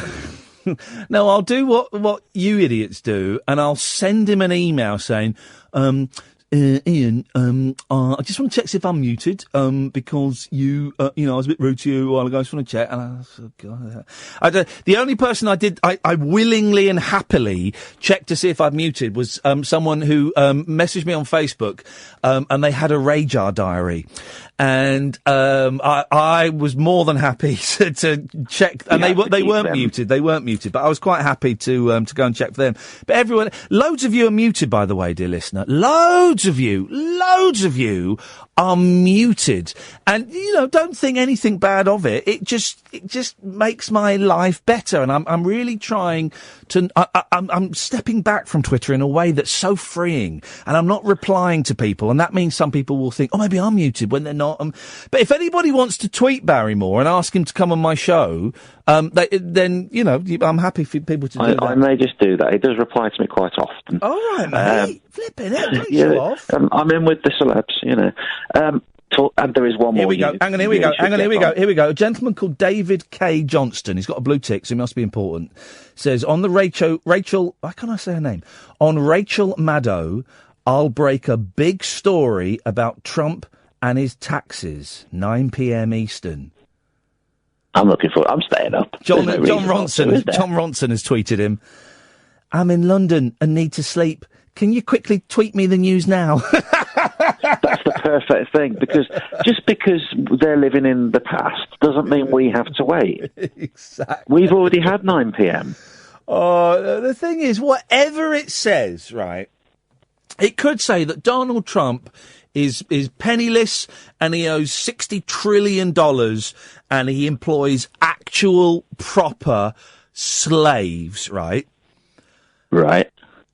His fans will still love him and go, yeah, but Hillary's emails. Get over it. Even though he won. Done exactly the same thing.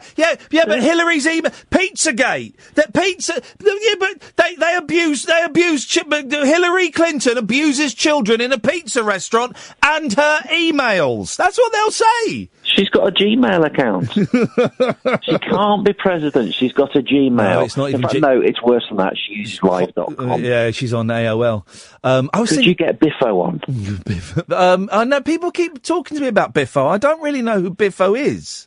Mr. Biffo from Channel 4's Digitizer. I'm not really aware of it. Or him. Off of the teletext. Yeah, I know what teletext is, and I've looked into him a little bit, and he seems like an excellent gentleman, but I wasn't really aware of him. So the answer to that question, Dan, is no. I think he and his material would be right up your street. When people say that, it generally means it isn't, but I'm happy for you to interview him. I've insulted him on Twitter, as I have many celebrities. I don't know the gentleman, and I know. Damn. But thanks for asking me directly and not atting him and atting me, as some people do, which is really awkward. No, I tried not to do that because I used to do it in my younger days, but these days I'm older, fatter and wiser. Dulce et decorum est, Dan. I remember that poem. Thanks very much indeed. 0344 499 1000 is the telephone number if you want to give me a call. So, Afterbirths. What have we got here? 1, 2, 3. We've got 4 things made out of Afterbirths. A placenta teddy bear. Designer Alex Green. Jesus, grow up. Just grow up. Cut a placenta in half. Rubbed it with salt and let it dry before applying tannin and egg yolk to make the material soft enough to stitch. That is. The final product comes in a glass case, making it look more like a lab specimen, why can't I speak, than a cuddly toy. Alex says her DIY twin teddy celebrates the unity of the infant, mother and placenta. No, it doesn't. It celebrates some idiot having a stupid idea. Then I don't know how they've priced them. Then they've priced that at £0. The next one, placenta booties. Weren't they a band in the 70s? Didn't they do Disco Inferno?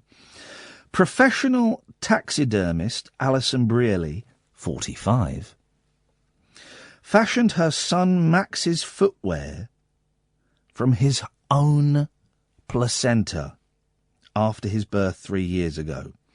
Alison, who is also an artist, said, unfortunately, the shoes were too fragile for Max to wear for long. So I fitted them with LED lights and now have them hanging from the rearview mirror in my motorhome. £0. Rochelle had her baby's umbilical cord preserved in resin and framed. Resin or rosin, you decide. Her afterbirth artwork. The umbilical cord is not an afterbirth. Oh, this is... I nearly swore then. This is messed up, shall we say. 0344 499 1000. Her afterbirth artwork was put together by a company called Placenta Plus, based in Prescott, Merseyside, which also makes nutrition pills for new mums out of their own placentas. The word love and heart shapes like those pictured here are among the firm's most popular designs. But this is partly because the average length of an umbilical cord is only 55 centimetres. Mine was massive. £60. And the final one. Oh, that's how much it costs to make them, I'm thinking. OK, right. Fine. I got it. Parents with a big budget can commission luxury art for their youngsters' nursery walls. This already, I'm thinking, just buy them a Star Wars poster or get, those stars that glow at night. Do that. Put those on the walls. Not whatever hideous thing I'm about to read now that cost £560. Little cord art stains a cross-section of the umbilical cord, magnifies it 400 times, and takes a high-resolution photograph to create an arty canvas. But thrifty Emma Jones, 30, created her own artwork by dunking the afterbirth in paint and dabbing it on paper. Emma from Manchester said, I took the placenta home. After 3 months, I defrosted it and started preparing it to make the print. Oh, what a surprise. Know-it-all has tweeted me about something. Jesus. 0344 9... What's the phone number here? 03444 99 1000. That's not... 0344 499 1000. That's it. That's the phone number. Last 30 minutes of the show, 0344 499 1000, Late Nights with Iain Lee on Talk Radio. Late night conversation worth losing sleep over. Iain Lee. On air and off the leash. On Talk Radio. We have ways of making you talk. So the tax returns that they have, Donald Trump, are for 2005. That it feels a bit... I don't know. Here's the thing. I don't really understand the story. I don't really know... unless the tax returns show that he owes millions of dollars in tax. I mean, I just don't know. I don't know. Whatever they've got, Trump supporters are going to go, yeah, he's brilliant. And that's a lie, or it shows how powerful he is. And people who hate Trump will go, told you, told you, come on, I told you. What, you're still not buying it, Paul Watson? You still got your tongue up his backside, podcasters? Do you know, it's just like, we just have to wait and see, guys. We just have to wait and see what it's going to be. It could be one thing, it could be the other. We just don't know. We just don't know. 0344 499 1000. Well, I was going to say this is a nice story, but then that's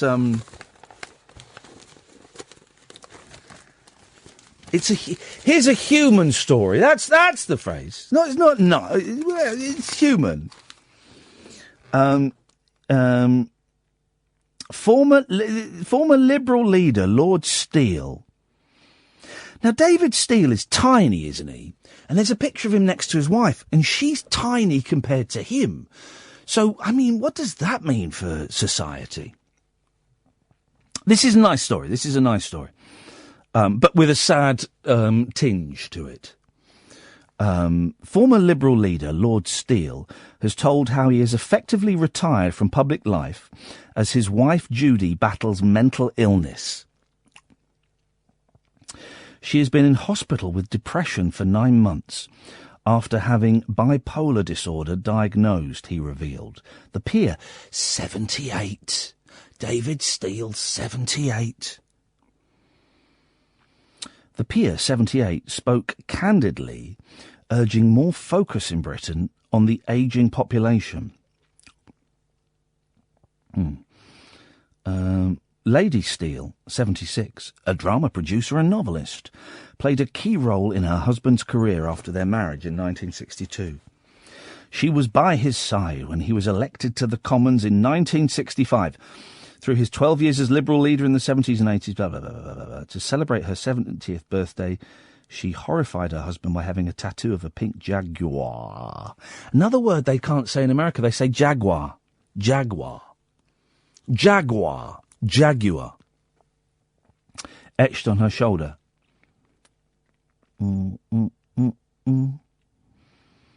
Lord Steele spoke of his gratitude that although I've never learnt to cook, I have 3 married offspring living in the borders. He added, I have effectively disappeared from public life. For much of the second half of last year and all of this one, my here we go. This is it. 0344 499 1000. Although it seems you guys have... Maybe we should stop this being a phone-in. Maybe we should just be a talk-out. I just talk out. Maybe we should do that. Oh, God, hang on a second. Yes, Dennis? I agree with Steele. Yeah, look after the old folks. We spent our time looking after you. You don't need looking after. You won't die. I've been to hospital today to try. You did what?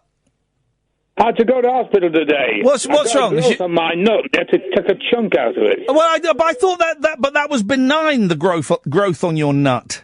I don't know for about 6 or 8 weeks, but who cares? I've got 6 or 8 weeks more to live. Well, that's a £30 bet. Yeah, it's not. You've got until May, mate. I know. Well, I'll live that long. Don't worry. Listen to the wobble in your throat. It sounds like I'm doing an effect on you, but that's actually what he sounds like. Just been having a drink, that's why. What you been having, Den? Yeah.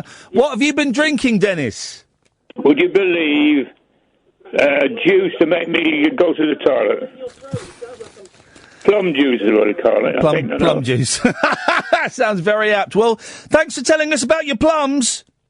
Well, there we are. It's one of those things. Thank you, Dennis. It's his personal tax return. I doubt it's a smoking gun, says James Ditchfield on Twitter. He doesn't know anything, so actually it could be big news then.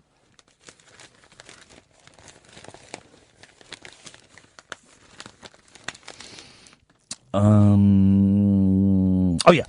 So this is David Steele. For much of the second half of last year and all of this one, my wife has been in hospital with severe depression, blimey, having been diagnosed as bipolar.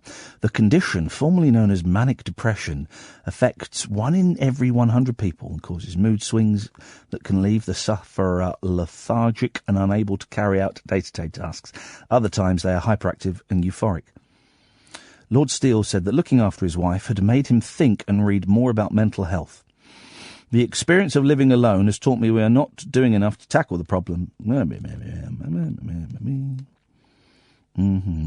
But, I mean, that's a sad story. That it's someone in that age, 76, and they've only just been diagnosed as bipolar, and he's he said, right, fair play, I'm calling a time on this, I'm sticking around and I'm going to look after my missus. That's nice, isn't it? It's nice. 0344 499 1000 is the telephone number. Oh, here we go. Dan sent an interesting tweet.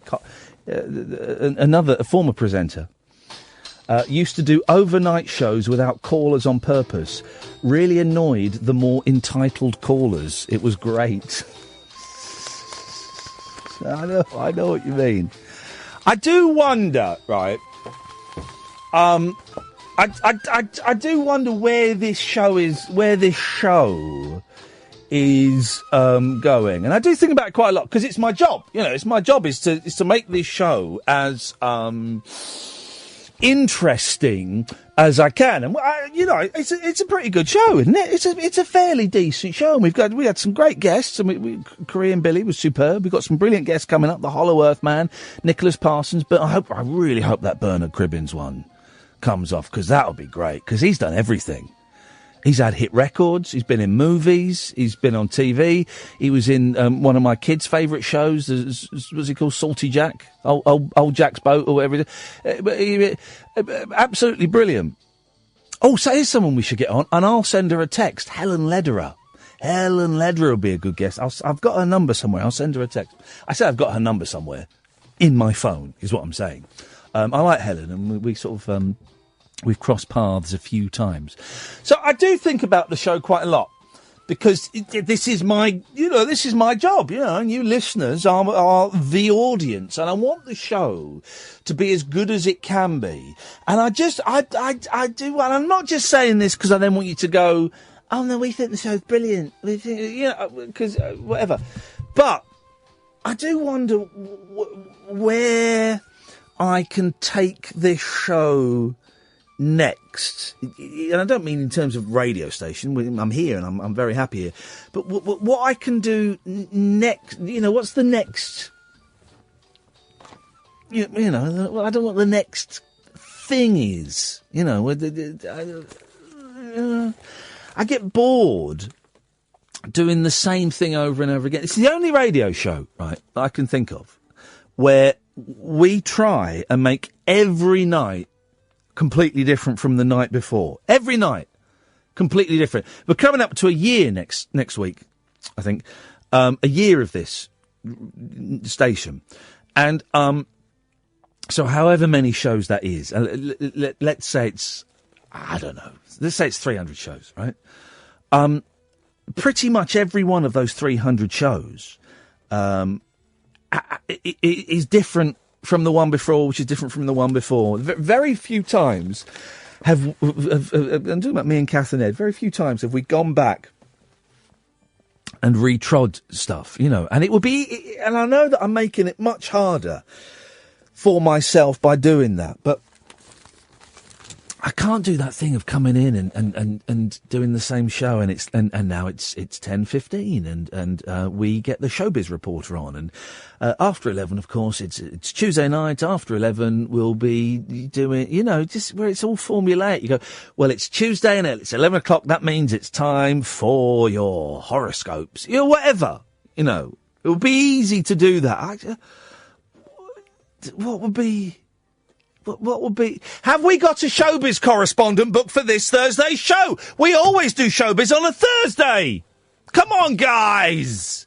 That wouldn't be any fun for me, and it wouldn't be any fun for you. And, I want the show to be kind of fun, and I want, I'm prepared to take a punt, and some of the shows that of the 300 that we've done, I'm guessing 300, some of the shows haven't worked, and that's fine, and that's okay. It doesn't matter if they don't work, But I do wonder. I wonder if I'm running out of steam, and what the next thing is going to be, the next direction that we take this in. I don't know. Maybe I'm overanalyzing it, but you work. Maybe you don't if you're listening to this at 20 to 1 on a Tuesday night, Wednesday morning. But you work, and if you've got a job that you enjoy. Even if you haven't got a job that you enjoy, if you were kind of brought up like I was, my dad grafted, you take pride in your work and you want to do it to the best of your ability. And I want to do this to the best of my ability. And I just wonder if I don't know. Thinking out loud. 0344 499 1000 is the telephone number. If you're not calling in, that's my fault. That means I'm doing something wrong. And you're not calling in. And that means that somewhere along the line, I'm doing something wrong. That's the point I'm trying to get to, I think. I think I've just joined the dots up a little bit there and come to a conclusion. Adverts! The wild man of late night radio is back. Iain Lee on Talk Radio. We have ways of making you talk. 0344 499 1000 is the telephone number if you want to give us a call. Evening, David. Hello. Hello, David. How you doing? Yeah, I'm all right. Good. That sounds better than normal.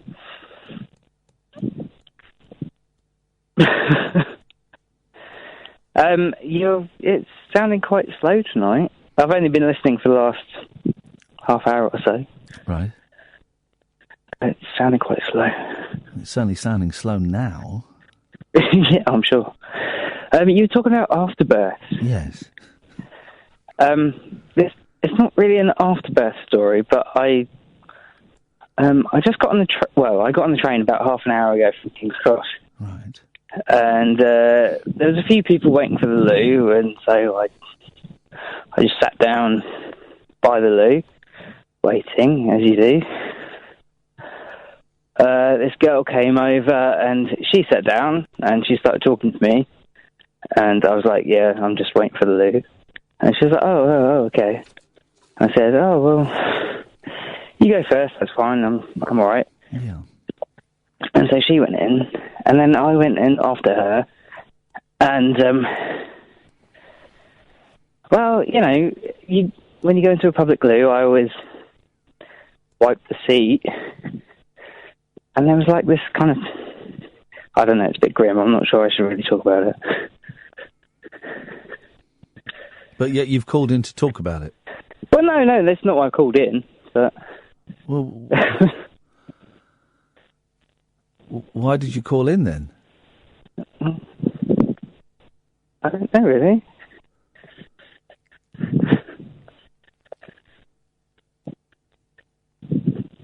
I can go if you want.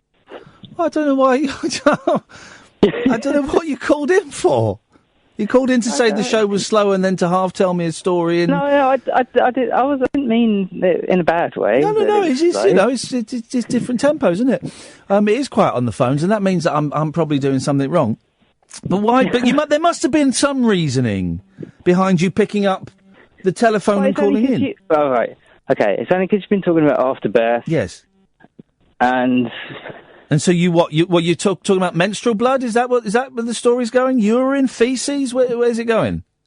Oh yeah, no, it just looked like a bit of a blood clot that was there. But it's like you know, I understand it happens, but surely if you were gonna, I don't know, you'd clean up after yourself, surely, wouldn't you? One would think so. I certainly wouldn't clean up another person's blood in a public toilet. Well, no, no. No. So you did call in to tell me that. Does it? Well, no. Look. Okay, I don't get to hear you live very often. Okay. And you know, I thought I'd listen to the show for a while. Yeah. See what you're talking about. And phone up and tell me a story about menstrual blood. Oh God, this is. But that's what you did. Well, well, you're telling me. But that's what you phoned up for, to tell me that. I guess I was just trying to relate something to give me a reason to call up, because otherwise I wouldn't have. Yeah, you don't need a reason to call up, because how's the rest of your day going, apart from that? Okay. You don't sound convinced. It's all right. I was on holiday last week. Got home last night.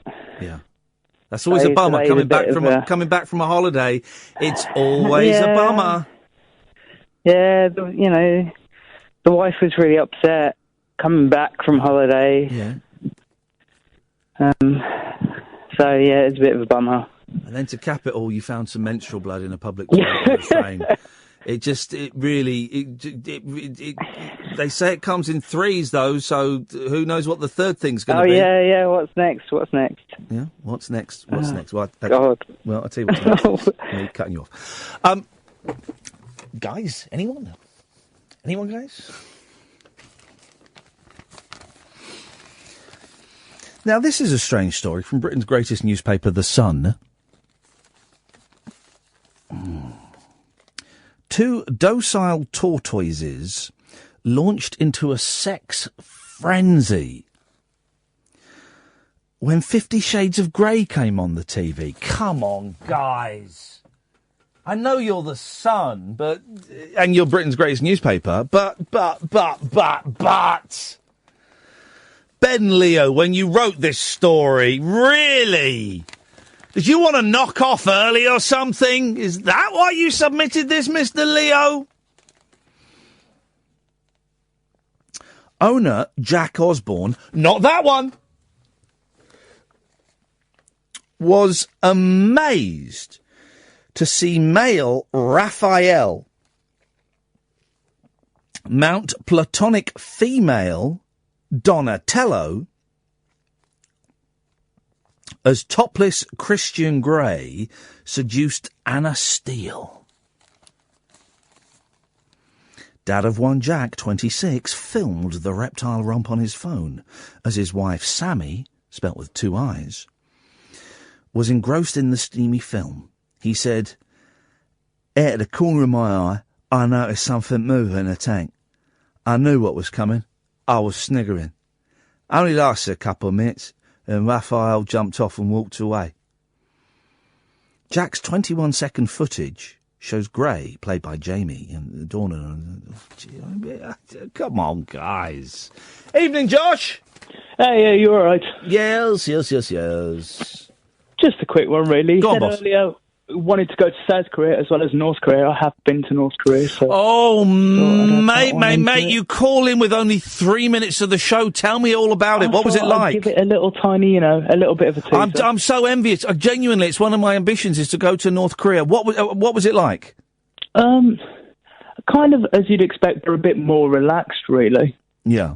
I think... I don't know, because I'd done a degree, basically, and I did my dissertation on the Korean War, so it was somewhere I was always fascinated in going to. And you booked it through you can book it through travel agents, can't you? I was going to say, it's one of those tour companies. Yeah. It's kind of a bit of a life ambition. But you just go there, really. You're kind of watched wherever you go. Yeah. Got a minder. But you can ask, with relative respect, I suppose, is the kind of word, you know, the do's and don'ts. You're told that before you go. But you're not shown starving children, though, are you? When you can't go off on your own and explore. No, you can't go off. You're shown what they want you to see. Yeah, of course. Yeah. And, you know, you've got that in the back of your mind at all times. Were you scared when you were there? Not at all. I think I was a bit nervous going in. Yeah. Because I went with the tour company. You know, there's that guy that stole a poster, like, last year. No, I missed that story. There's an American guy, he stole a poster from one of the hotels and I think he's still detained there now. Whoa! I didn't know about so that. I went with the same tour company as those about a month afterwards. Yeah. So that was a bit eerie. But and what's it like? I'm assuming you land in South Korea and then they drive you over the border? No, I went straight from Beijing, flight from Beijing to Pyongyang. Oh, wow. It's on kind of the world's only 1-star rated airline, as they tell you. It's a bit bumpy. And quickly, what's the hotels like? Kind of 1970s. Yeah. Josh, I've got to go because I've got another. No, but thank you for that. Genuinely, that's brilliant. It's on the list. Finally, Paul Kennedy. Hi, Ian. How are you? I've got 1 minute, Paul Kennedy, and it's all yours. Dude. Okay, right. I promise I'll call in earlier next time. Okay. But what I want to say is, you made me rejoin Twitter tonight. How dare you? Oi! Well, what the hell were you thinking of, man? That place sucks. Because I wanted to tell you that your show is. Oh, I can see a tiny picture of you. I can see you. Look, that's you. It's old, Look at that lovely grin. Old. What a beautiful grin. Oh, stop. No. Anyway, it's an old picture. Are we flirting? I think we're flirting in the dying 40 seconds of this show, Paul Kennedy. We're flirting, and I'm looking at you. Ian, you could do so much better. Hello, Paul. Hello. Listen, I've got to go, but I read your tweets. You're very kind. Thank you, mate. Just listen. You are amazing. Oh. Do not worry. Oh. And your show will go to the limits as long as you be yourself. Thank you, Paul Kennedy. You're an absolute gentleman. I'm enjoying winding up James Ditchfield on Twitter mercilessly. He's sending me loads of stuff. I don't know what. James, I'm a little bit busy. I can't read your tweets. But anyway, that's it. Thank you, Ed. Thank you, Catherine. Thank you, Korean Billy. Back tonight at 10. Ta-ta. Talk Radio. Digital debate for the UK. Talk Radio. We'll get you talking.